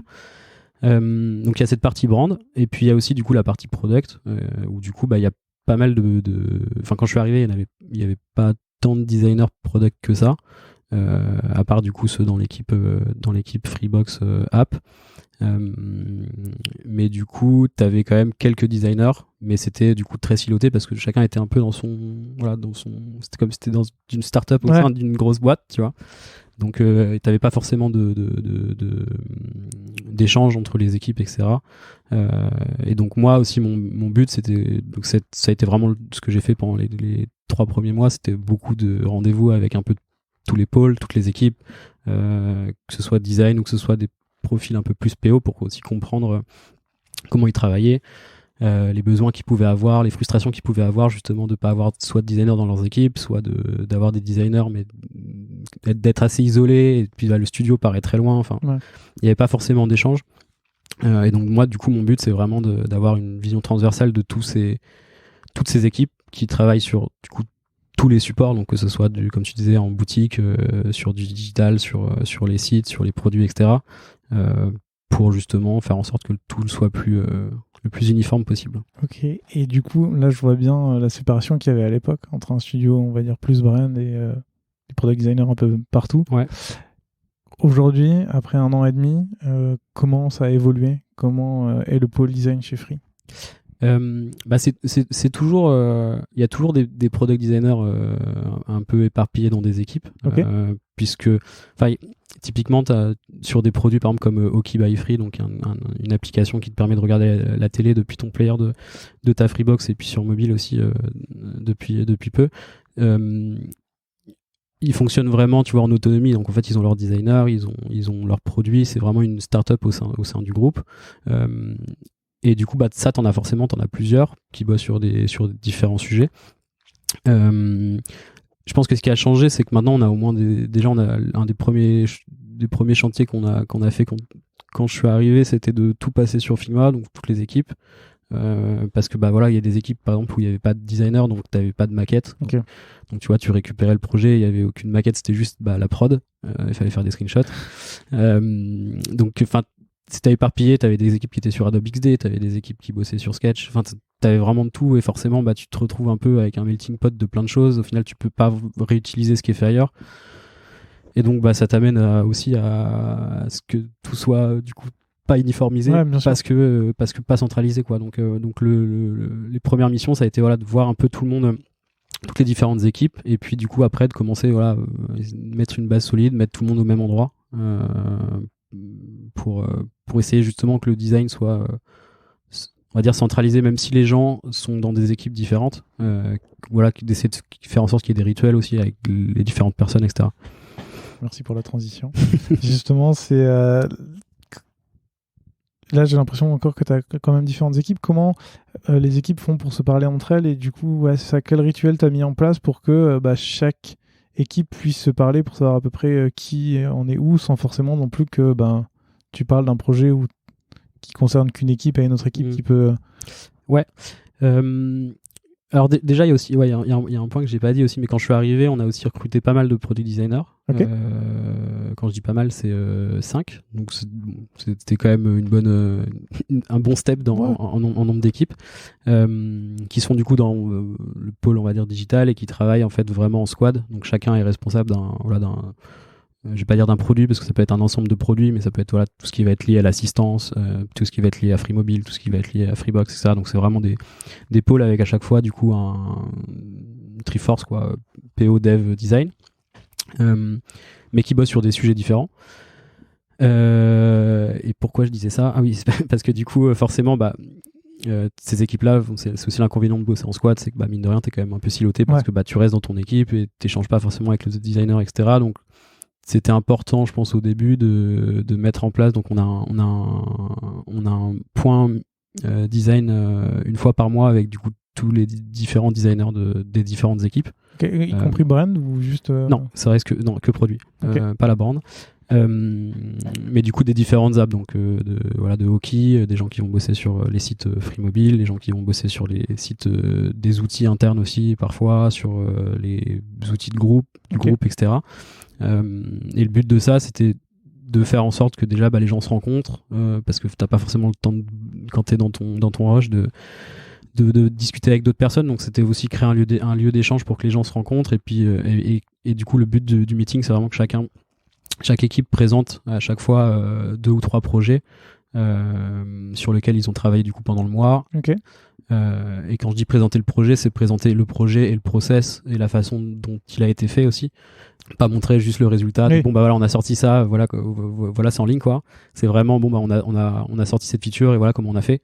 Et donc passer plus de temps un peu sur l'explication du process. C'est aussi un moment où ils se font challenger ou c'est vraiment juste de la présentation Non, après t'as toujours un peu de questions-réponses sur mais ça du coup comment vous avez fait, etc. Mais en fait moi j'adore ce meeting et je pense que la plupart des designers de l'équipe ils adorent aussi parce que en fait tu vois des autres sujets auxquels en fait t'aurais pas du tout pensé qu'il y a ça dans le groupe s'il n'y avait pas eu ce moment.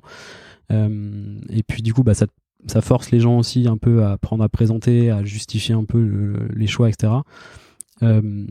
Ça permet justement à des équipes qui sont moins matures en termes de justement du UX et de recherche, etc., de voir comment d'autres équipes qui le sont plus travaillent. Okay.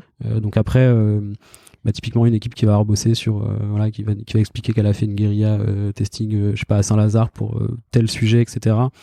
Comment elle s'y est pris, t'as une personne qui va dire c'est cool, j'en aurais trop besoin pour mon projet, on se prend un point la semaine prochaine pour qu'on regarde ensemble comment vous avez fait. Et en fait tout ça crée du coup un socle assez solide où les gens en fait du coup ont pas peur d'aller vers les autres designers pour demander comment on peut améliorer nos process à nous, est-ce que vous pouvez nous aider, est-ce que vous pouvez nous filer des templates sur ce truc-là. Donc ça a été vraiment de centraliser les échanges dans une même pièce pour que tout le monde puisse progresser en fait. C'est le seul que vous avez ou t'en as? Donc ça c'est le meeting global, ouais. Donc avec tous les designers. Après moi je fais des meetings aussi avec par exemple les équipes B2B, pareil une fois par mois, mais là c'est plus moi juste moi et leur équipe pour voir un peu comment ils avancent, est-ce qu'ils ont des problématiques, est-ce qu'il y a des choses sur lesquelles je peux les aider, ou est-ce qu'il y a des sujets qui pourraient tu vois, ça peut être des sujets de recrutement, ça peut être des sujets plus vastes, quoi. Donc ça, j'essaye d'en faire régulièrement, du coup, avec les différentes équipes avec qui je travaille moins. Et l'équipe avec laquelle je travaille le plus, c'est vraiment l'équipe, on va dire, core, qui va travailler sur tous les outils, enfin sur tous les sites web, donc et les produits vraiment B2C, quoi, grand public. Enfin, je dis ça, en fait, ils sont tous grand public B2C, mais vraiment les sites tu vois, on va dire les sites vitrines de Free, les espaces abonnés, l'espace assistance, donc vraiment tout ce qui va, le parcours de souscription, tous les points hyper tous importants. Les points vraiment, voilà, corp à l'expérience chez Free. Et avec cette équipe-là, du coup, là, je collabore beaucoup plus parce que déjà c'est assez important, et cette équipe-là, en fait, a pas vraiment de lead designer pour l'instant. Okay. Donc du coup, j'ai un peu ce rôle-là aussi dans cette équipe pour le moment. Donc à terme, le but c'est qu'il y ait aussi une montée en compétences là-dessus. Okay. Mais donc avec cette équipe-là, je fais des weekly. Donc le weekly pour vraiment les suivis de projet. Et après, on fait aussi des design reviews avec cette équipe-là sur, du coup, design review des projets, quoi, assez classiques, quoi. Okay. Donc on a deux rituels par semaine avec cette équipe-là, et un mensuel avec toutes les équipes. Ok, très clair. C'était très long mon explication pour te dire ça. Non, mais au moins c'est hyper intéressant. Au moins, moi ce que je vois, c'est que tu as quand même pas mal d'équipes, et donc que tu es obligé quand même un autre de trouver le moment pour avoir tout le monde autour d'une table et de pouvoir discuter. Et bon, j'imagine que tu dois avoir une multitude de questions pendant ces moments-là, et que c'est hyper important. Il y a un truc dont tu parlais tout à l'heure, de se présenter comme une entreprise super à la pointe, et en fait avoir des interfaces qui n'ont pas évolué depuis 10 ans. On parlait aussi justement d'aligner toutes les interfaces. Pas toutes, non, pas toutes, mais pas toutes. Mais certains points qui ont été un peu oubliés. Et là on parle d'aligner les designers entre eux pour savoir un peu ce qui se fait ailleurs. Est-ce que vous avez mis en place quelque chose qui peut se rapprocher d'un design system chez Free pour justement faire en sorte que maintenant tout se ressemble, et que ce que tu disais tout à l'heure, en fait, l'expérience est la même de bout en bout, puisque tu sais que tu es chez Free de bout en bout? Ouais, ça a été forcément le premier, je me doute, le premier sujet quand on a recommencé à recruter, parce qu'on n'a pas recruté 5 product designers d'un coup. Au début, on en a recruté 2 pour mettre sur 2 sujets spécifiques, et puis au final, on a commencé à un peu grossir l'équipe. Mais avec les 2 premiers du coup designers, c'était un peu le constat de début, de dire bon, en fait, faut qu'on parte sur des bases saines, et faut que comment vous allez avoir chacun votre projet, et puis du coup il y a plein de devs qui n'ont pas du tout de designer. Je pense que ça vaut le coup qu'on travaille sur un design system pour que ça serve à l'ensemble des équipes. Donc ça a été un peu ça a été le deuxième sujet après que tout le monde soit passé sur Figma. Mais une fois que tout le monde était sur Figma, on a pu se dire ok, on va commencer à bosser sur cette partie design system, et c'est design system et aussi côté brand forcément, puisque tu vois, essayer de mettre plus la partie vraiment ce qu'on appelle nous les fondations, où tu vas avoir vraiment toutes les chartes graphiques aussi de Free, des différentes entités, des différents services, etc. Parce qu'il y a quand même beaucoup d'éléments graphiques différents forcément de par les 20 ans d'expérience de la boîte. Et justement, je trouve ça hyper intéressant de pouvoir en parler, puisque d'habitude j'en parle toujours avec des petites startups qui, tu vois, où en fait finalement c'est pas si compliqué que ça à mettre en place. Là, comment tu t'y es pris pour justement déjà pour s'aligner au niveau brand, pour que tout le monde soit sur les mêmes fondations, ensuite pour le faire sur le côté produit, pour réussir à le vendre, pour réussir à le mettre en place partout, pour qu'en interne ça soit accepté? Beaucoup de questions. Ouais.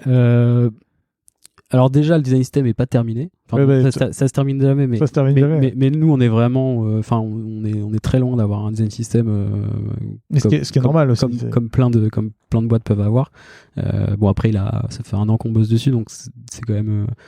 C'est quand même beaucoup de travail. Là, on est à l'étape où la partie design est assez sec sur une V1, tu vois, qui est qui contient du coup beaucoup de composants qu'on a l'habitude d'utiliser sur quasiment tous les projets. Sachant que forcément on n'avait pas d'équipe dédiée au design system, donc en fait c'est vraiment chaque designer à chaque fois. Donc on a mis un peu un process en place pour que chacun puisse prendre un ticket, travailler dessus dans son coin, et puis quand c'est prêt, faire une review et que tout le monde valide, etc. Et quand il y a des besoins d'update certains composants, c'est un peu le même process où du coup on propose une update et les autres designers review. Donc ça c'est vraiment la partie entre designers, donc celle-là fonctionne bien. Après on a commencé du coup à l'intégrer chaque designer dans son équipe a justement commencé à intégrer le sujet un peu auprès des devs pour commencer justement à faire en sorte que toutes les nouvelles maquettes qui étaient faites et qui étaient intégrées partent sur cette base-là plutôt que sur l'ancien. Parce que forcément, il y a aussi ce truc, c'est quand tu as forcément 20 ans de produits et de sites web, tu peux pas te dire on va faire tous les produits un à un en faisant toutes les pages, sinon ça va être un peu long. Donc c'est plus on va à partir de maintenant, tous les produits qui sortent, on les base sur ça. Il y aura forcément des incohérences à certains trous dans la raquette, mais progressivement ça viendra. Et donc du coup on a commencé à faire ça sur les sites web core du groupe. Les devs, côté dev, ça a été ultra bien forcément vu parce que t'avais des devs qui de base n'avaient pas de designer aussi dans les équipes ou qui avaient des designers mais où il n'y avait pas forcément beaucoup de process, etc. Donc le fait d'avoir aussi quelque chose de plus cadré pour les devs, je pense que c'est plus agréable, tu vois, pour bosser, d'avoir des maquettes clean, etc. plutôt que des PowerPoint parfois ou des oh mon Dieu. ou des screenshots de pages. Donc côté dev, etc. ça a été super bien adopté. Après par les autres équipes aussi, tu vois, au final c'est vraiment devenu l'outil central Figma et les design systems dans la conception, donc que ce soit pour les équipes de designers, pour les PO aussi, pour justement travailler sur tout ce qui est spec et tu vois les retours, etc. La QA, les devs pour forcément toutes les maquettes, et puis du coup des pôles qui de base n'étaient pas du tout habitués à bosser sur des outils de conception design, tu vois, type le marketing, le juridique, tu vois, des équipes plus RH ou relations abonnés, etc. Du coup, qui maintenant aussi font toute la partie, tu vois, commentaires, retours, le test des prototypes dessus et tout. Donc, c'est vraiment devenu l'outil central. Et franchement, je pense que c'est aussi ce qui fait que, c'est aussi pour ça que je suis venu chez Free, c'est qu'en fait, tu sens que les gens, ils sont, en fait, il y a quand même t'as une âme assez, tu vois, entrepreneuriale. Les gens ont envie en fait de créer des produits, ont envie de faire des choses cool. Donc t'as pas tellement de, tu vois, t'as pas eu de frein, j'ai pas eu d'obstacle, tu vois. J'ai l'impression de du coup ça a été facile, mais alors que ça a pas été facile, mais en tout cas j'ai pas eu de, tu vois, de frein particulier sur non, on va pas utiliser cet outil, ça nous arrange pas, ou alors nous on utilise ça, tu vois, ça a été super adopté par tout le monde, donc c'est trop bien, et je pense que maintenant du coup c'est une vraie bonne base solide, parce qu'on a quand même, mine de rien, je le vois, tu vois, avec le recul depuis maintenant un peu plus d'un an et demi, il y a quand même des choses, on va beaucoup plus vite, ça commence à devenir plus quali aussi dans ce qui sort et tout, donc maintenant il n'y a plus qu'à le mettre en prod et le développer, c'est ça. Ouais. Maintenant, ouais, on est au tout début de la partie storybook, donc il y a tous les devs, et après, tu vois, c'est toujours pareil, c'est compliqué parce que tu as beaucoup de devs qui sont sur des stacks différents. Ouais. T'as toujours aussi cette problématique de comment on fait nous pour l'intégrer dans notre espace. Est-ce que nous on utilise aussi ce design system là parce qu'on a un produit un peu particulier qui est pas forcément free, et du coup tu vois, sur des outils internes. Donc il y a quand même beaucoup encore de questions. On est loin d'être totalement sec là-dessus, mais en tout cas ça avance bien. C'est un bon début. Ouais. Et dans toute cette partie design system, est-ce que vous avez essayé d'intégrer aussi les graphistes et les motion designers pour faire en sorte que y ait une réflexion brand qui soit intégrée dans le produit, et pour qu'on se dise, en plus de c'est un bouton rouge donc c'est free, c'est plus de se dire il y a l'image de marque free qui est aussi dans le produit, donc Ouais.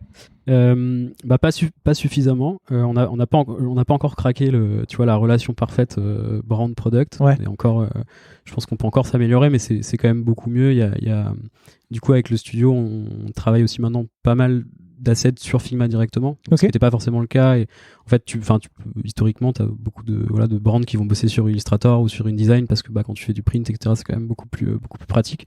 Et c'est vrai qu'au studio, on fait quand même beaucoup de campagnes d'affichage, on fait beaucoup de leaflets boutique, on fait beaucoup d'ILV, de Vitrophanie, donc il y a beaucoup de produits, de créa imprimés, etc.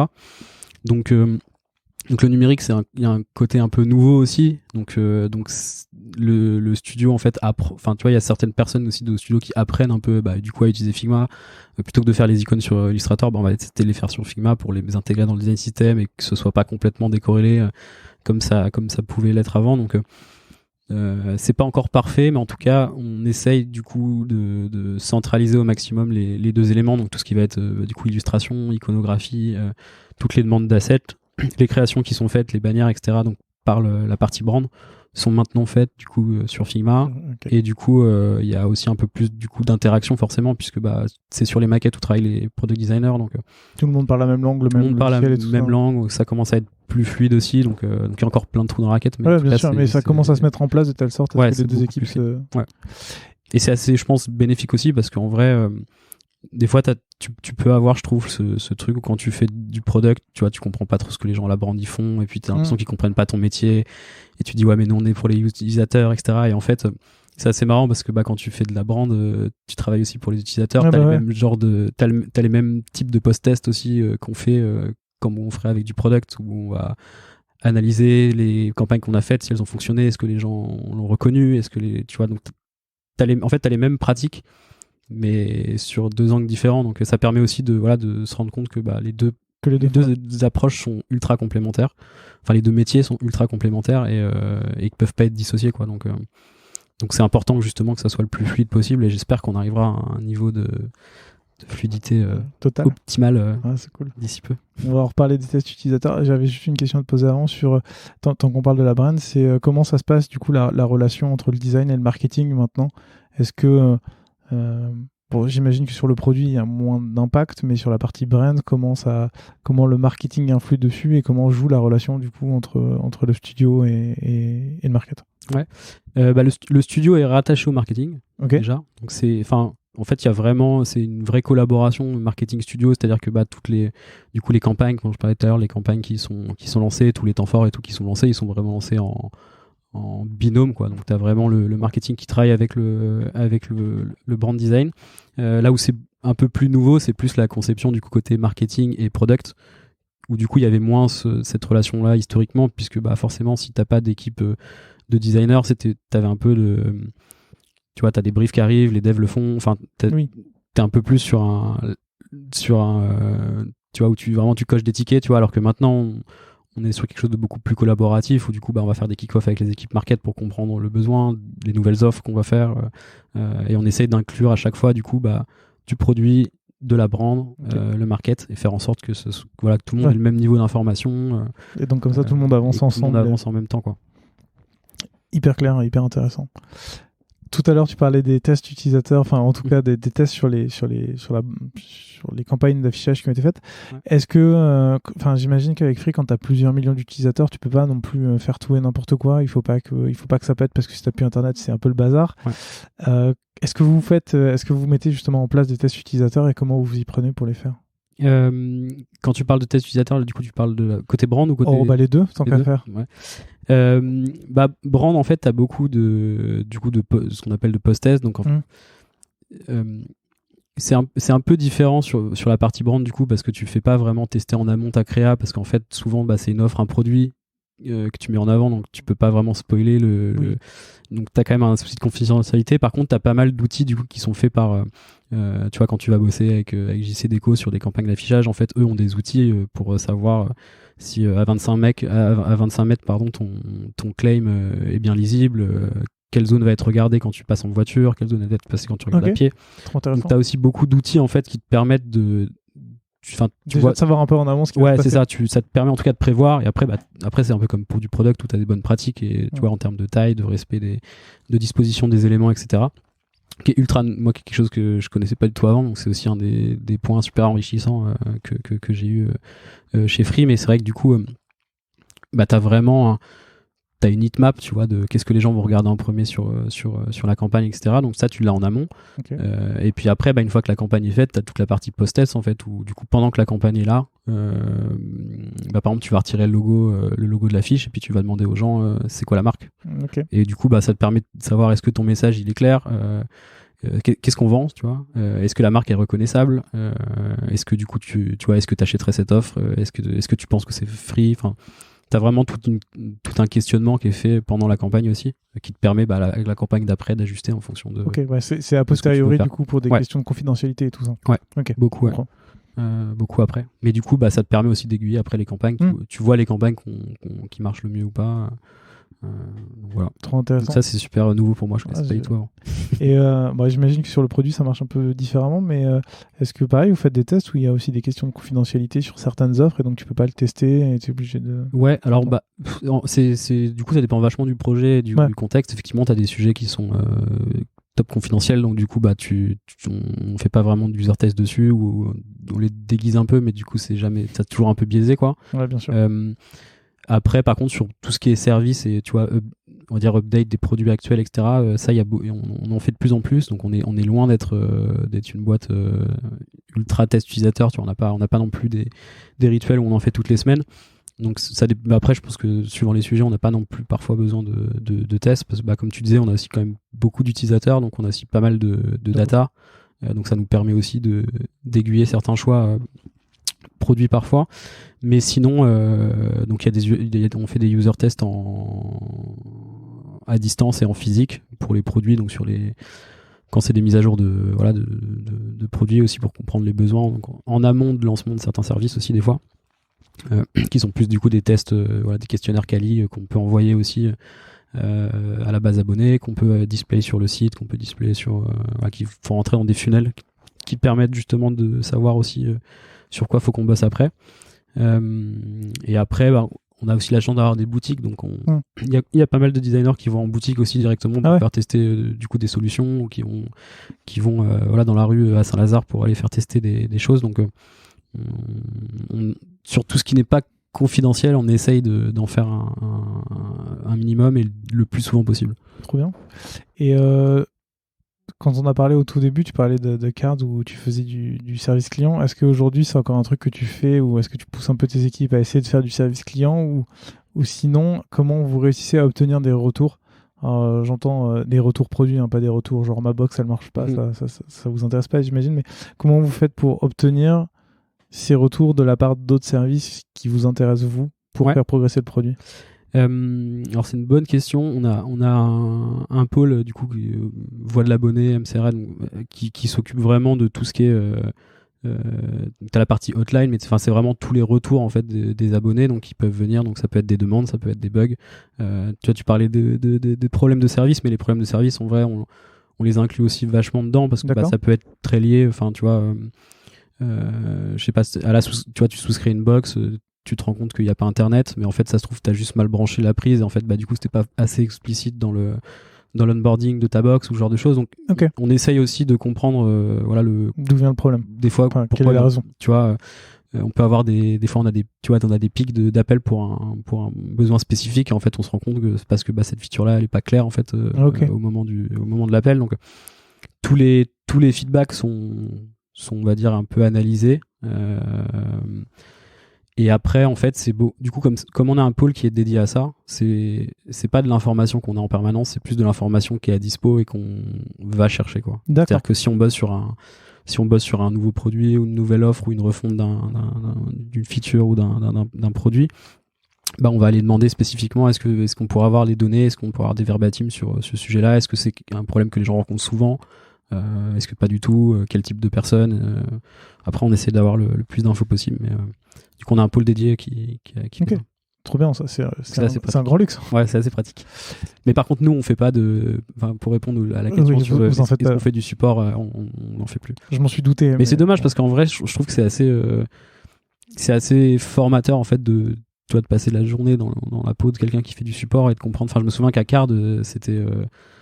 Ça te permettait de bien comprendre tout. C'était assez fou parce que en fait, il y a des retours qui reviennent tout le temps et tu t'imaginais pas du tout que ça pouvait arriver. Ah ouais. Et en fait, c'est des trucs qui sont super bloquants pour les ados ou les parents, spécifiquement sur Card. Mais c'est cool de te mettre dans la peau du coup des personnes, du SAV pour vraiment comprendre les besoins des abonnés. Un jour, peut-être faudrait qu'on mette ça en place. J'ai 2 dernières questions sur ton équipe. On n'en a pas du tout parlé, mais est-ce que vous mettez aussi en place quelque chose qui pourrait se rapprocher de l'UX Writing ou du Content Design? J'imagine que côté brand, vous avez des copywriters pour faire tout ce qui est accroche. Est-ce que côté Product Design, vous avez aussi ça? Côté brand, on l'a pas en interne, donc on bosse avec des agences. Okay. Beaucoup pour... en fait, même tout ce qui est campagne, etc. En général, on n'a pas d'équipe pour faire de la production vidéo, etc. Donc tous ces sujets, plus médias sont gérés par des agences. Ok. Mais par contre, toute la création en elle-même est gérée chez nous après, donc c'est plus des collaborations avec les agences à chaque fois. Côté produit, pour l'instant, on n'a pas du tout de profil UX Writing, donc c'est beaucoup le marketing qui le fait. Je t'avoue que c'est pas l'idéal parce que c'est vraiment deux sujets différents. Tu vois, le marketing, ils sont là vraiment pour te vendre l'offre, là où tu vois un UX Writer, il va être là pour te faire comprendre l'offre. Donc je pense que ça manque un peu. J'aimerais bien qu'on s'améliore sur le sujet, mais en tout cas on y pense et on essaye en tout cas le plus possible, nous en tout cas côté design, de faire en sorte que ce soit le plus simple possible. Et après on a aussi des règles un peu, on va dire, un peu de tone of voice et un lexique de mots à utiliser, etc., qu'on a fait aussi récemment, qui aide aussi du coup les designers à la conception, quoi. C'est les designers qui l'ont fait enfin, c'est ton équipe qui a travaillé dessus ou c'est avec d'autres Non, c'est avec l'équipe marketing du coup, et côté côté CRM, donc tous ceux qui vont vraiment travailler sur du coup l'expérience relation abonné. Donc quand tu vas recevoir tes mails de bienvenue, etc., quoi. Ok. Dernier point sur l'organisation de l'équipe, ou en tout cas comment vous travaillez. Et quand tu as des millions d'utilisateurs comme chez Free, je me pose toujours la question de l'accessibilité. Est-ce que c'est quelque chose qui est pris en compte quand vous designez un peu comme le wording, ou est-ce que c'est encore quelque chose qui est souvent, enfin qui est mis de côté, comme à peu près dans toutes les boîtes que j'ai reçues ici, ou comment vous l'abordez? Alors on le prend en compte après suffisamment, enfin pas suffisamment, ouais. comme je pense comme beaucoup d'entreprises. Aujourd'hui on bossait sur ça, sur le design system, donc on avait pas mal de, par exemple, tu vois, de couleurs, etc., qui étaient pas du tout accessibles, de taille de typo qui était pas bonne, etc. Donc on a fait une repasse, donc ça passe quand même beaucoup pour l'instant par le design system, parce que du coup, comme c'est les composants qu'on a l'habitude de réutiliser, on fait en sorte qu'il soit le plus plus accessible possible, aussi bien sur web que sur mobile. Après sur certains produits on l'a plus, parce que c'est plus dans l'usage, par exemple sur tout ce qui va être les applications TV où tu as du voice, donc voilà, on va essayer de toujours prévoir en fait des features qui sont destinées du coup à des personnes malentendantes, etc. On a en boutique, on a ce qu'on appelle des SIM-box, donc les bornes qui te permettent de prendre une carte SIM en 3 minutes. Pareil, toutes ces interfaces qu'on fait là, on essaye mais on les fait avec aussi du coup toutes les contraintes de PMR dessus, avoir une version accessible pour une personne en fauteuil, etc., donc plus basse avec l'écran, ce genre de choses. Donc on l'a toujours en tête. Oui. Disons que sur tout ce qui est hardware, etc., et forcément boutique, c'est beaucoup plus respecté parce que tu as des normes et c'est légalement obligatoire, etc., et du coup c'est très bien. Mais sur les produits, on le fait, je pense, un peu moins, parce que je pense qu'on n'a pas toujours c'est bête à dire, on n'a pas toujours le temps de le faire, et donc du coup parfois ça passe un peu à la trappe, mais on essaye du coup, dès qu'on a un peu de temps et dès qu'on voit en fait que ça pêche, de se dire ok, faut absolument qu'on fasse au moins une petite repasse actuellement sur tous les composants pour améliorer le produit, quoi. Ok, très clair. Bon, comme dans beaucoup de boîtes en fait. Ouais, Si on revient à toi, aujourd'hui, est-ce que tu as encore le temps de designer, ou est-ce que tu designes encore chez Free? Ouais. Tu bosses encore sur des sujets? Ouais, j'en fais encore pas mal, parce que j'aime bien ça. Et tu vois, tu pourrais dire que tu t'occupes juste de la partie manager chez Free et que tu continues à t'éclater chez Powder, mais... Non, parce qu'en vrai, tous les sujets qu'on a chez Free sont ultra intéressants, parce que du coup, c'est complètement... c'est très différent de Powder, mais par contre, tu touches une cible qui est super large, des jeunes comme des très vieux, donc il y a vachement de choses à faire, il y a vachement de produits, il y a vachement de services, t'as envie de toucher à tout. Après, forcément, il y a des designers qui font très bien qui sont là pour ça et qui font très bien leur job. Donc moi, mon but, c'est pas d'overlap leur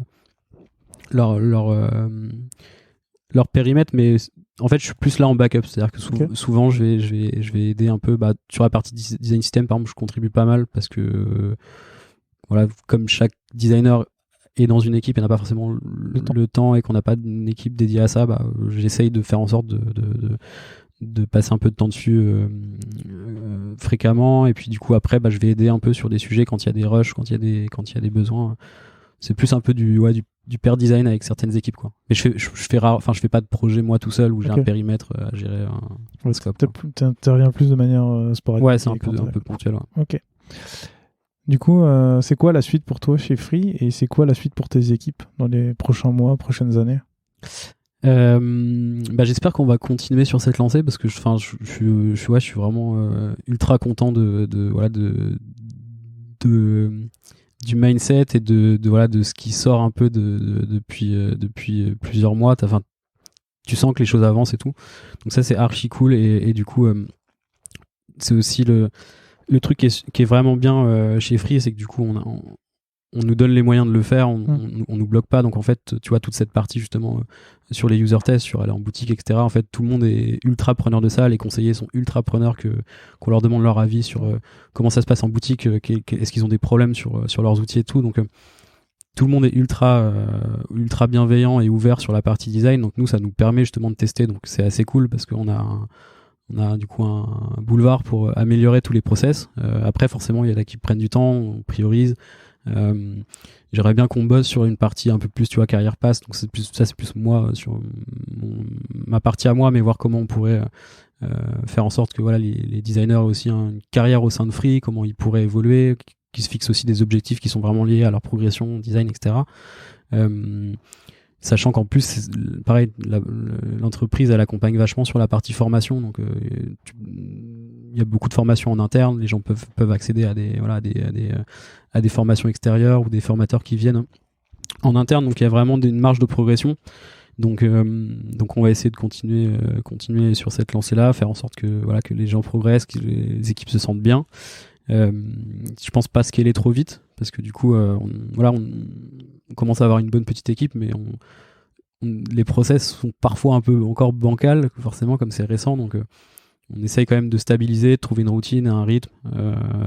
Donc voilà, c'est un peu ça c'est pour le global. Je sais pas si ça répond à la question. Ça répond à la question. J'ai hâte de voir ce que tu vas mettre en place et comment ça va évoluer. On passe aux questions de la fin. La première, c'est est-ce qu'il y a un sujet ou une question que tu aurais voulu que je te pose ou qu'on aborde? Oula. Ouais. J'essaie de réfléchir. Non, je sais pas, t'as une dernière question. Non, généralement. Non, il n'y a pas de sujet. Je pense qu'on a fait le tour. Je pense que non, plus d'un point de vue personnel, tu vois, je suis ultra content au final d'avoir choisi Free, tu vois, et d'avoir aussi d'avoir eu la chance de pouvoir continuer aussi avec Podder. Ça se passe ultra bien. Tu vois, j'ai l'impression d'apprendre vachement de choses, donc c'est trop cool. Donc moi, c'est vraiment le moteur. Tu vois, tu me disais comment tu le vois dans 2-3 ans. Moi, c'est vraiment le truc est-ce que j'apprends encore des choses, est-ce que je me challenge sur des sujets que je connais pas. C'est le seul truc qui me motive, quoi. C'est comment tu vois, moi j'ai jamais managé d'équipe, donc je pense que je suis pas un très bon manager et donc du coup c'est comment je peux faire en sorte d'être meilleur là-dedans. Donc ça me permet aussi de voir d'autres personnes, tu vois. J'ai fait pas mal de one-one avec d'autres designers sur des postes similaires dans d'autres boîtes pour justement aussi comprendre comment ils faisaient, quels rituels ils avaient mis en place dans leurs équipes, c'était quoi les sujets, les blocages qu'ils avaient. Donc non, ouais, continuer à apprendre. J'ai pas d'autres points, mais c'est vraiment, c'est le moteur pour tous les sujets que je fais, quoi. Trop bien. Et du coup, est-ce que tu as des ressources à nous recommander? Alors ouais, je m'étais fait une petite liste. Que je te retrouve ça. Justement, ça parle un peu du même sujet, mais du coup, j'ai réparti ça en bouquins et en liens, cool. Le site. Sur le bouquin, il est assez connu, c'est le livre de Julie Zio, The Making of a Manager, qui était, je crois qu'il était VP Product Design chez Facebook, si je dis pas de bêtises. Que j'avais lu il y a longtemps, mais bon, j'étais pas manager, donc bon, j'avais pas compris grand chose, mais je l'ai relu en étant chez Free, et il y a vachement de points intéressants et d'exemples concrets sur justement comment mieux recruter, comment faire des meetings qui sont efficaces, comment donner du feedback, comment se remettre en question, réfléchir, fixer des objectifs aussi perso pour s'améliorer, etc. Donc hyper intéressant. Un autre livre qui est un peu dans le même style, c'était The First 19 Days. Les premiers, les 3 premiers mois, quoi. Oui, c'est ça. Et du coup, c'est un livre qui est assez cool, qui structure un peu justement un process de quand tu arrives dans une boîte, qu'est-ce que tu fais, donc toute la prise de connaissance, réfléchir à évaluer la situation, parce que forcément tu peux pas arriver et tout casser, surtout quand tu arrives dans une boîte qui a 20 ans d'expérience c'est clair. Et la boîte elle tourne quoi, enfin elle tournait très bien sans moi, elle tournera très bien sans moi, donc c'est comment tu évalues la situation et comment tu peux faire en sorte d'améliorer ce qui est améliorable et de continuer ce qui fonctionne bien. Donc hyper intéressant comme livre. Après dans les inspirations, il y a un site qui s'appelle Under Consideration, qui est un magazine autour de la brand. Donc ils ont une partie du magazine qui s'appelle, c'est un magazine web mais du blog qui s'appelle Brand New, et qui est un blog qui traite de toutes les mises à jour des brands. Donc, typiquement, quand Instagram ils ont fait le rebranding, etc., ils font un peu des case studies sur qu'est-ce qui a été changé. En général, ils mettent les liens des agences, etc. Donc c'est assez cool, je trouve, pour suivre la partie brand. Sur la partie typo, j'utilise un site qui s'appelle Fonty News, qui est pareil, qui est un blog avec beaucoup d'exemples d'utilisation de typographie sur des affiches, des CD, etc. Donc ça c'est plus pour la partie brand, pour essayer c'est cool. de garder un peu des inspi sous le coude. J'utilise pas mal Nicely Done, qui est un site de Bertrand qui travaille chez Spendesk, qui est un outil qui regroupe pas mal de patterns de sites web, qui est assez cool, que je vous conseille aussi. Mobin, qui est l'équivalent pour les applications mobiles. Ouais. Mobin Design, mais bon, ça je pense tout le monde connaît. Et en newsletter, je suis abonné à Dance Discovery, qui est une newsletter un peu un condensé de plein de choses visuelles. Donc t'as des inspirations visuelles vraiment, graphiques, t'as des apps, des sites, des articles qui est assez cool. Je crois qu'on me l'avait déjà recommandé en plus. Et ouais, je crois que c'est je crois que c'est tout. Très bien. Je mettrai tous les liens dans la description pour les gens qui sont intéressés et qui veulent le retrouver rapidement. Yes. Dernière question, si on veut te contacter, on renvoie les gens vers quelle plateforme? Vers où? Twitter ou LinkedIn, les deux. Ok. Je réponds à tout le monde. Et très bien. Je mettrai les liens dans la description pour les gens qui veulent te contacter. Avec plaisir. En tout cas, merci beaucoup Thomas pour ton temps. C'était super intéressant de repasser sur tout ton parcours et de parler de Free un peu plus dans le détail et de découvrir un peu l'envers du décor. Yes, merci à toi pour l'invitation. Puis j'espère que ça aura intéressé les gens qui nous écoutent. J'en doute pas du tout. Merci beaucoup. À bientôt. Salut.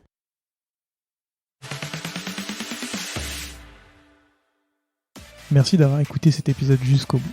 Si vous l'avez aimé, n'hésitez surtout pas à vous abonner sur votre application de podcast préférée. Vous pouvez aussi mettre 5 étoiles sur Apple Podcast, c'est ce qui m'aide le plus à faire découvrir l'émission. À très bientôt.